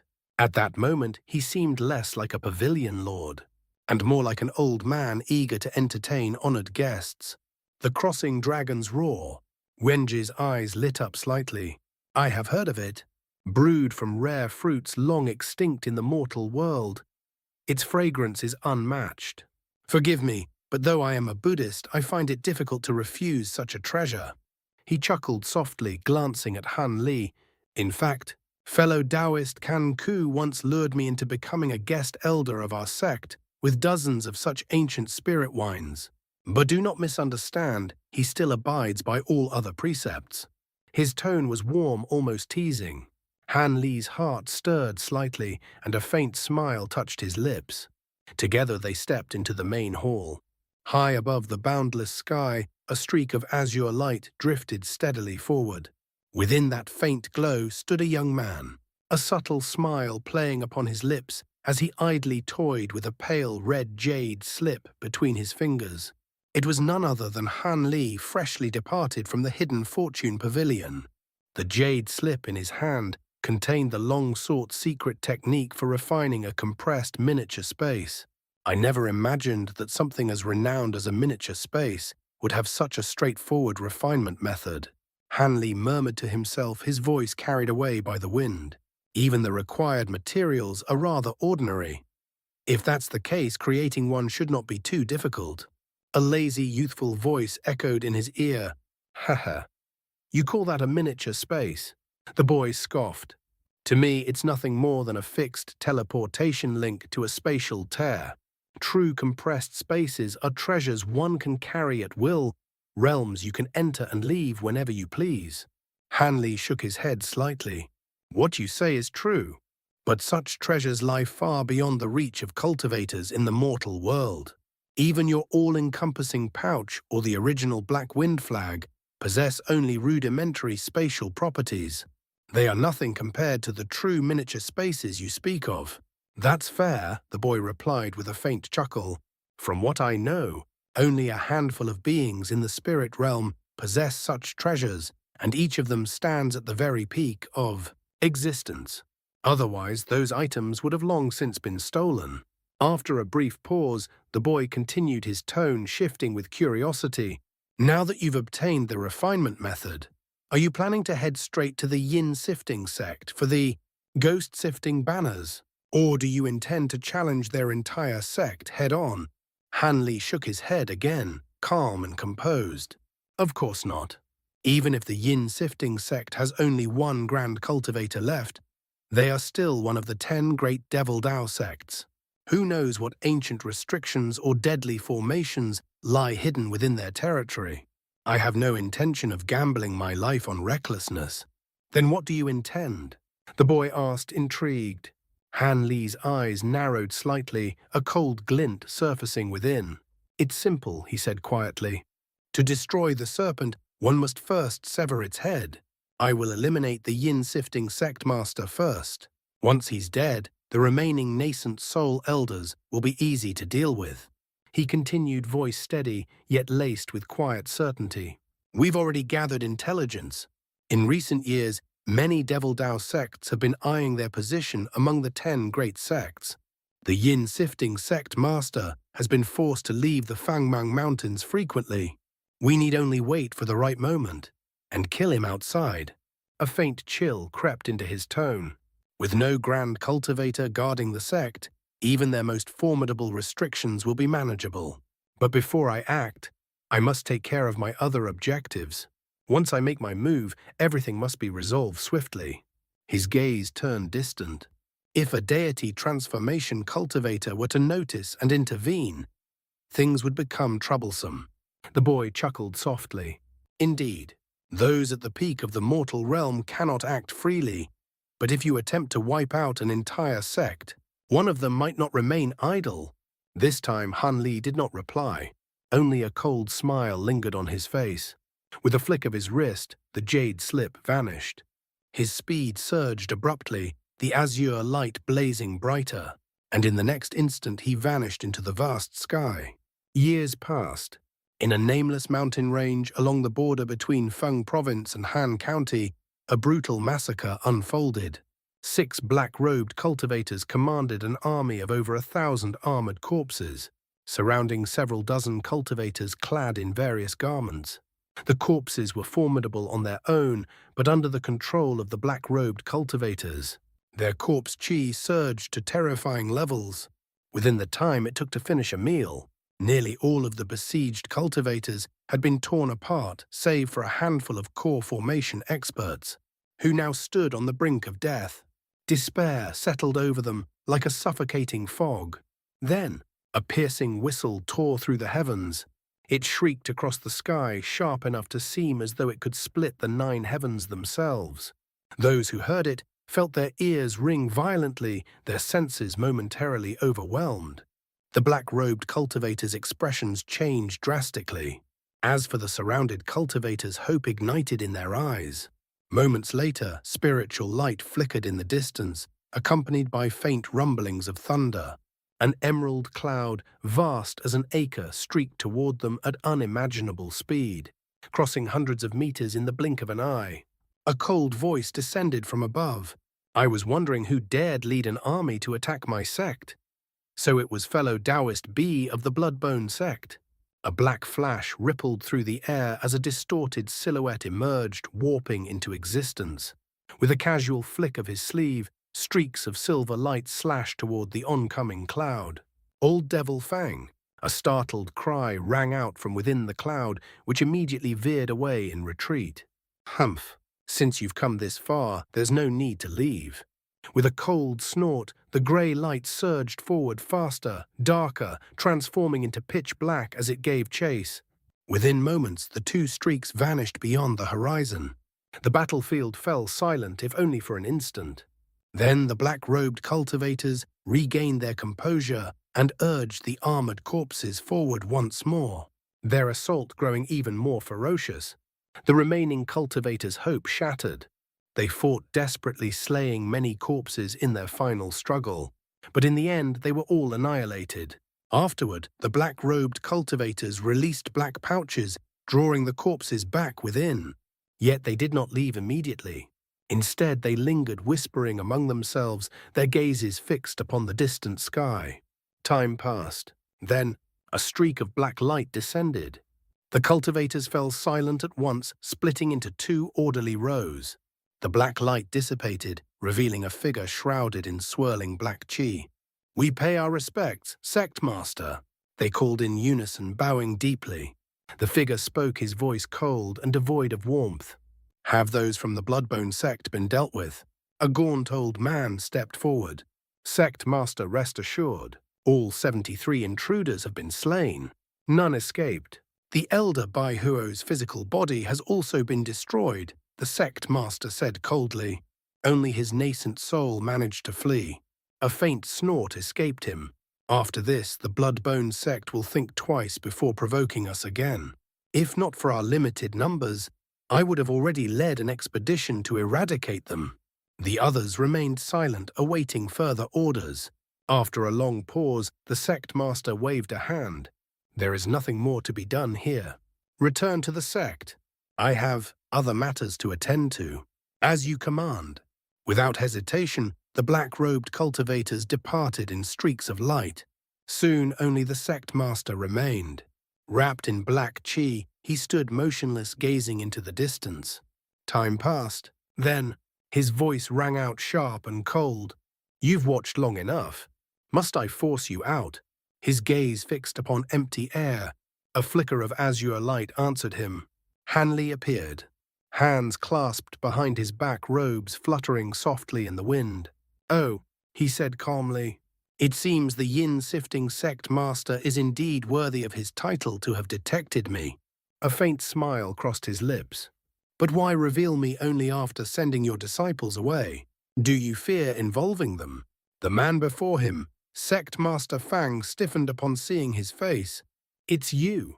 His body trembled slightly, his eyes burning with hostility. So you recognize me, Han Li replied, expression unchanged. Green light flickered within Fang's eyes as the black chi around him dissipated, revealing a pale young man. You've reached the late nascent soul stage, he said slowly. Did you come here to kill me?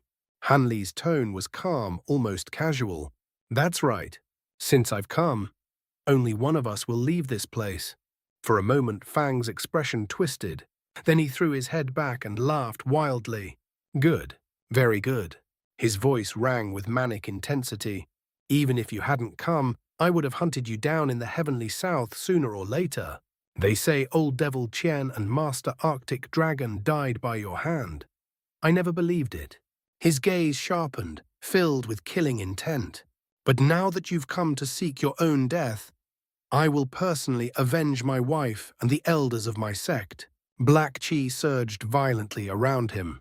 Ghostly wails erupted. Within the swirling darkness, towering phantasmal figures began to emerge, twisting, writhing.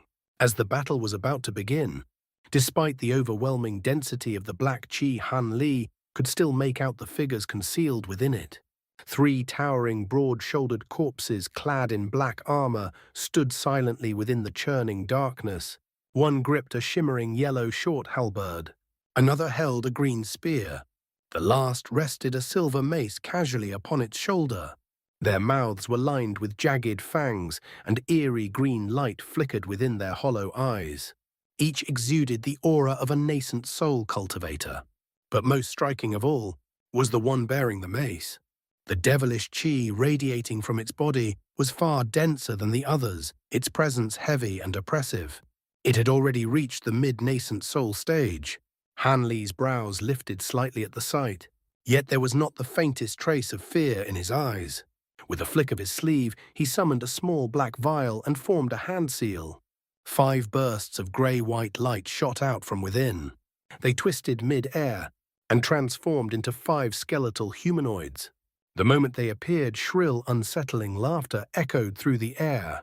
At the same time, dense, greyish-white devilish chi surged from their bodies, cloaking them in an ominous, sinister aura.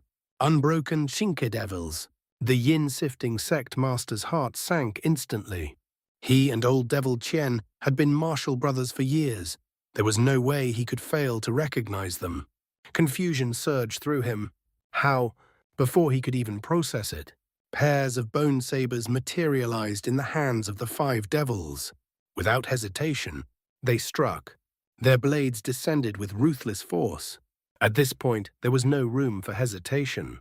Grinding his teeth, the yin-sifting sect master commanded the 3 armored corpses to charge forward, meeting the attack head-on. At the same time, his sleeve flicked. A black bead appeared in one hand. A veil-like yellow treasure shimmered into existence in the other. Yet before he could activate either, the clash had already begun. Just as the 2 sides were about to collide, the 3 corpses opened their mouths in unison. 3 streams of putrid green mist burst forth. Corpse poison, a venom refined over countless years. Even a nascent soul cultivator struck by it would suffer catastrophic loss of cultivation, if not immediate death. But the 5 devils were no ordinary beings. They did not evade. They did not retreat. Instead, they opened their mouths as well. 5 streams of glacial flames, each a different hue, erupted forth. This was no mere exchange. Han Li had no intention of sparing his opponent. The 5 glacial flames, cultivated to their utmost limits, surged outward. They intertwined mid-air, forming a vast 5-colored sea of fire. The corpse poison was annihilated instantly. Then, the flames swallowed the 3 corpses whole. Within the blazing sea, the armored corpses slowed drastically, their movements reduced to a crawl. Yet they were far from helpless. Thick streams of inky black corpse chi gushed from their bodies. forming a defensive veil that resisted the invading frost fire, preventing them from being completely consumed. Seeing this, the five devils did not advance. Instead, they hovered at a measured distance, continuing to pour out streams of glacial flame, maintaining the prison of fire. The yin-sifting sect master's expression darkened. These three corpse monarchs were the culmination of centuries of painstaking effort, and yet now they were being suppressed so thoroughly that they couldn't even unleash a single ability. What kind of flames were these? They were the same unbroken cinque devils that old devil Qian had refined. So how had they become so terrifying under Han Li's control? A chill crept into his heart. Without hesitation, he threw both treasures into the air. The yellow veil spun, then expanded instantly into a colossal net spanning hundreds of feet. It blanketed the sky. Han Li and the five devils were all caught within its range.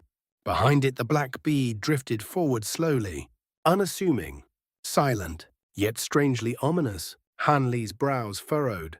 Without delay, he opened his mouth and expelled a small azure cauldron. Placing a hand upon it, he activated it.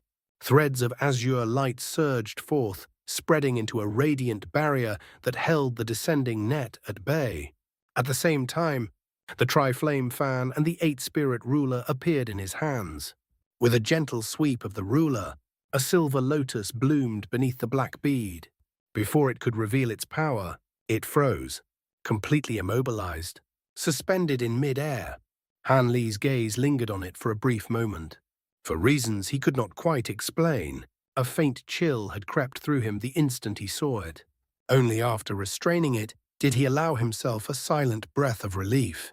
The yin-sifting sect master attempted to recall the bead with his spiritual sense, but it did not respond. It was as if frozen in time. His face twisted. This was no ordinary treasure.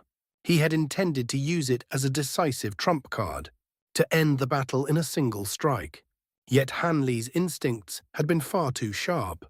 The plan had failed completely. And at that very moment, Han Li moved. A thunderclap split the air. Azure white wings unfurled from his back. With a single flap, he vanished, without a trace. The yin-sifting sect master's heart jolted violently. Without hesitation, he formed a hand seal. The surrounding black chi surged back into his body, condensing into a suit of pitch-black armor. A low roar escaped his throat. Thunder boomed. Countless arcs of blue lightning burst across the armor, writhing like serpents alive, restless, terrifying. Then, space behind him rippled. A figure appeared. Soundlessly. He did not turn. Instead, as if he had anticipated it all along, he flicked a hand seal. A streak of black light shot from his back and crashed downward. A black flying sword, a sharp clang rang out. The figure raised both hands. Two silver longswords crossed, deflecting the strike. Only then did the yin-sifting sect master turn, a cold smile forming on his lips. But it froze. The figure standing behind him looked exactly like Han Li, yet there was no life within it, no breath, no presence, like a hollow shell. Before he could probe further, azure light flashed overhead. The real Han Li appeared. Without hesitation, he swung the tri-flame fan downward. A pillar of tri-colored flames roared toward him. The yin-sifting sect master's pupils contracted. He didn't recognize the fan, but the power within it was unmistakable. He bent his knees, then shot backward like a released spring. At the same time, he pointed forward. The countless blue lightning serpents surged forth, tearing through the air toward Han Li. He opened his mouth, spitting out a jade panel that rapidly expanded. With his other hand, he hurled a golden spike. It flashed, once, twice, and was already upon Han Li. A normal cultivator would have had no chance. But Han Li twisted, his body bent at an impossible angle as if boneless. The spike passed him by, missing by mere inches. Now over 200 feet away, the yin-sifting sect master stared in disbelief. Han Li straightened. Then he clasped his hands behind his back and let out a cold harumph. At first, Confusion flickered across the yin-sifting sect master's face. Then, pain. A spike of agony pierced straight into his mind. His body convulsed. He clutched his head, his expression contorting as if his very soul were being torn apart. Spirit Stun Thorn, a technique perfected to its absolute limit. At Han Li's level, its power was terrifying. Yet Han Li did not move. He simply stood there, watching, as if observing a corpse. The yin-sifting sect master recovered quickly, faster than expected. Rage surged into his eyes. But before he could act, a chill brushed across his throat. A black streak of light, silent, invisible, deadly. His head fell and rolled upon the ground. That streak of black light was none other than the Devil Essence dagger. Though the dagger was both devastatingly sharp and nearly impossible to detect at such close range, a cultivator of great power would inevitably sense its presence. Thus Han Li had acted with precision. He first unleashed the Spirit Stun Thorn, forcing the yin-sifting sect master's spiritual sense to recoil violently into his own body under unbearable agony. In that fleeting instant of vulnerability, the Devil Essence dagger slipped through unnoticed, circling silently behind its target before slicing cleanly through his neck. Victory was decided in a single breath. Otherwise, even with absolute confidence in his own strength, Han Li would have required considerable time and effort to subdue his opponent. The yin-sifting sect master had placed too much faith in his devilish armor. Never had he imagined that Han Li possessed a weapon capable of ignoring demonic qi entirely. Thus his defenses proved utterly meaningless. He was slain instantly. The moment his head fell, Han Li's thunderstorm wings unfurled, and he vanished in a flash of azure lightning. In the next instant he reappeared above the headless corpse. But, without warning, the body began to swell grotesquely. Then it exploded. A violent burst of blood mist surged upward, rushing toward Han Li like a tidal wave of crimson death. Startled, Han Li reacted instantly. Both hands rose in unison. A thunderous crack resounded as two thick arcs of golden lightning shot forth, weaving together into a vast net that descended upon the incoming mist. This blood mist was clearly some sinister sacrificial technique, one that turned the cultivator's own body into a weapon. Yet it had chosen the wrong opponent. Divine Devilbane lightning was its absolute bane. The moment the two collided, golden radiance erupted, and the crimson mist was annihilated without resistance. However, amidst the chaos, a tiny black figure slipped away unnoticed. It was none other than the yin-sifting sect master's nascent soul. In the blink of an eye, it had fled over 300 feet. Without hesitation, it began to teleport, vanishing and reappearing in rapid succession, covering several hundred more feet in an instant. Soon it had placed over 1,000 feet between itself and Han Li. It seemed poised to escape. Han Li's eyes darkened. Then, a cold smile surfaced. Thunder roared once more behind him as azure and white lightning surged along his wings. Spheres of crackling energy formed, orbiting his back like miniature stars. With a single beat of his wings, all the lightning detonated at once, pouring into his body. Han Li vanished.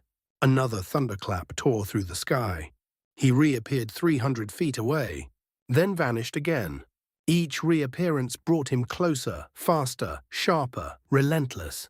The fleeing nascent soul glanced back and froze. Terror flooded its expression. Realizing escape was no longer possible through restraint, it formed a desperate hand seal, transforming into a streak of crimson light as it pushed its teleportation to the limit.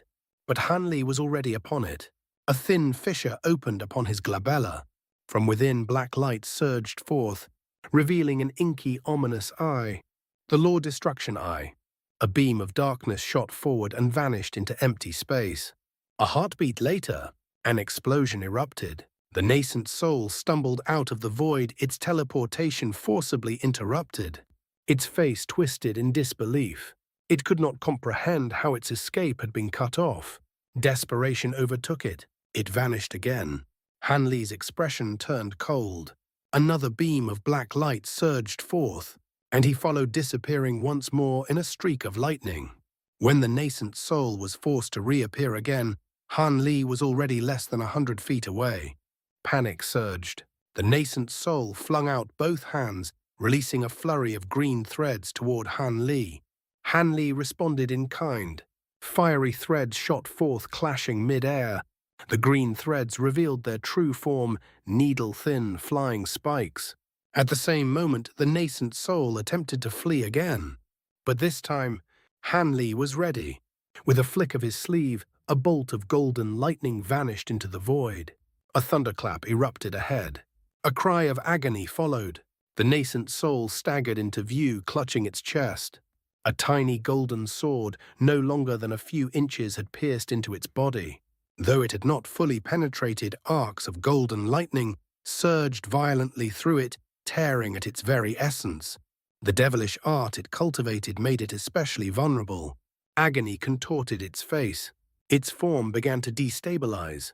Han Li appeared above it. Lightning gathered once more in his hands, forming a massive bolt with terrifying force. "Wait, fellow Taoist, please. I have something to say." The nascent soul cried out, its face pale with fear. "I have no interest in your words." Han Li's voice was cold. The lightning descended, transforming into a colossal golden python that crashed downward with unstoppable force. The nascent soul was overwhelmed with terror. Yet even now it refused to surrender. Spiritual light flared. It prepared a final desperate technique. But before it could act, azure threads appeared out of nowhere. They wrapped around it instantly, binding it completely. A faint shimmer of azure light followed. A small cauldron materialized in the air, the heaven-void cauldron. The moment the nascent soul was bound, its magic power froze. Its heart sank. The descending lightning python could no longer be avoided. As it stared upward, despair filled its eyes. It closed them, awaiting death, but an explosion sounded behind it. It remained untouched. Its eyes snapped open. Han Li stood before it, calm, silent, watching. "You!" Before it could speak, Han Li flicked his fingers. Several streaks of silver light shot into its body. The nascent soul froze. Then it fell unconscious. Without resistance, Han Li produced several restriction talismans, affixing them across its body. Then, with a gesture, he summoned the heaven-void cauldron. A clear chime rang out. The azure threads withdrew, dragging the nascent soul into the cauldron. Only then did Han Li's expression soften slightly. He turned his gaze toward the battlefield.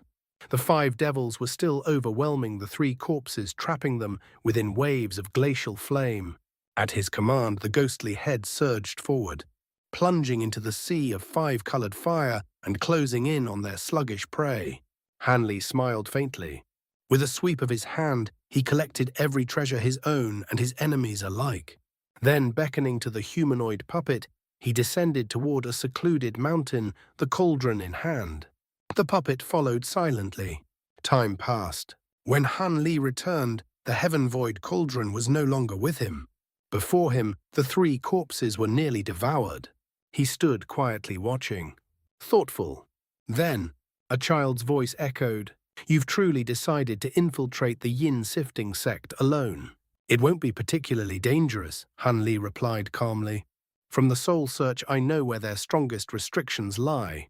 As long as I avoid them, nothing there can threaten me. There are only 5 or 6 elders remaining in the sect. The rest are away fighting.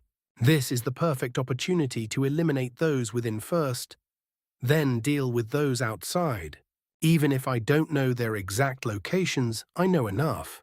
The voice paused. "Then I have nothing more to say. But tell me, are you only after their banners, or do you intend to destroy the sect entirely?" Han Li fell silent. Then he smiled, coldly.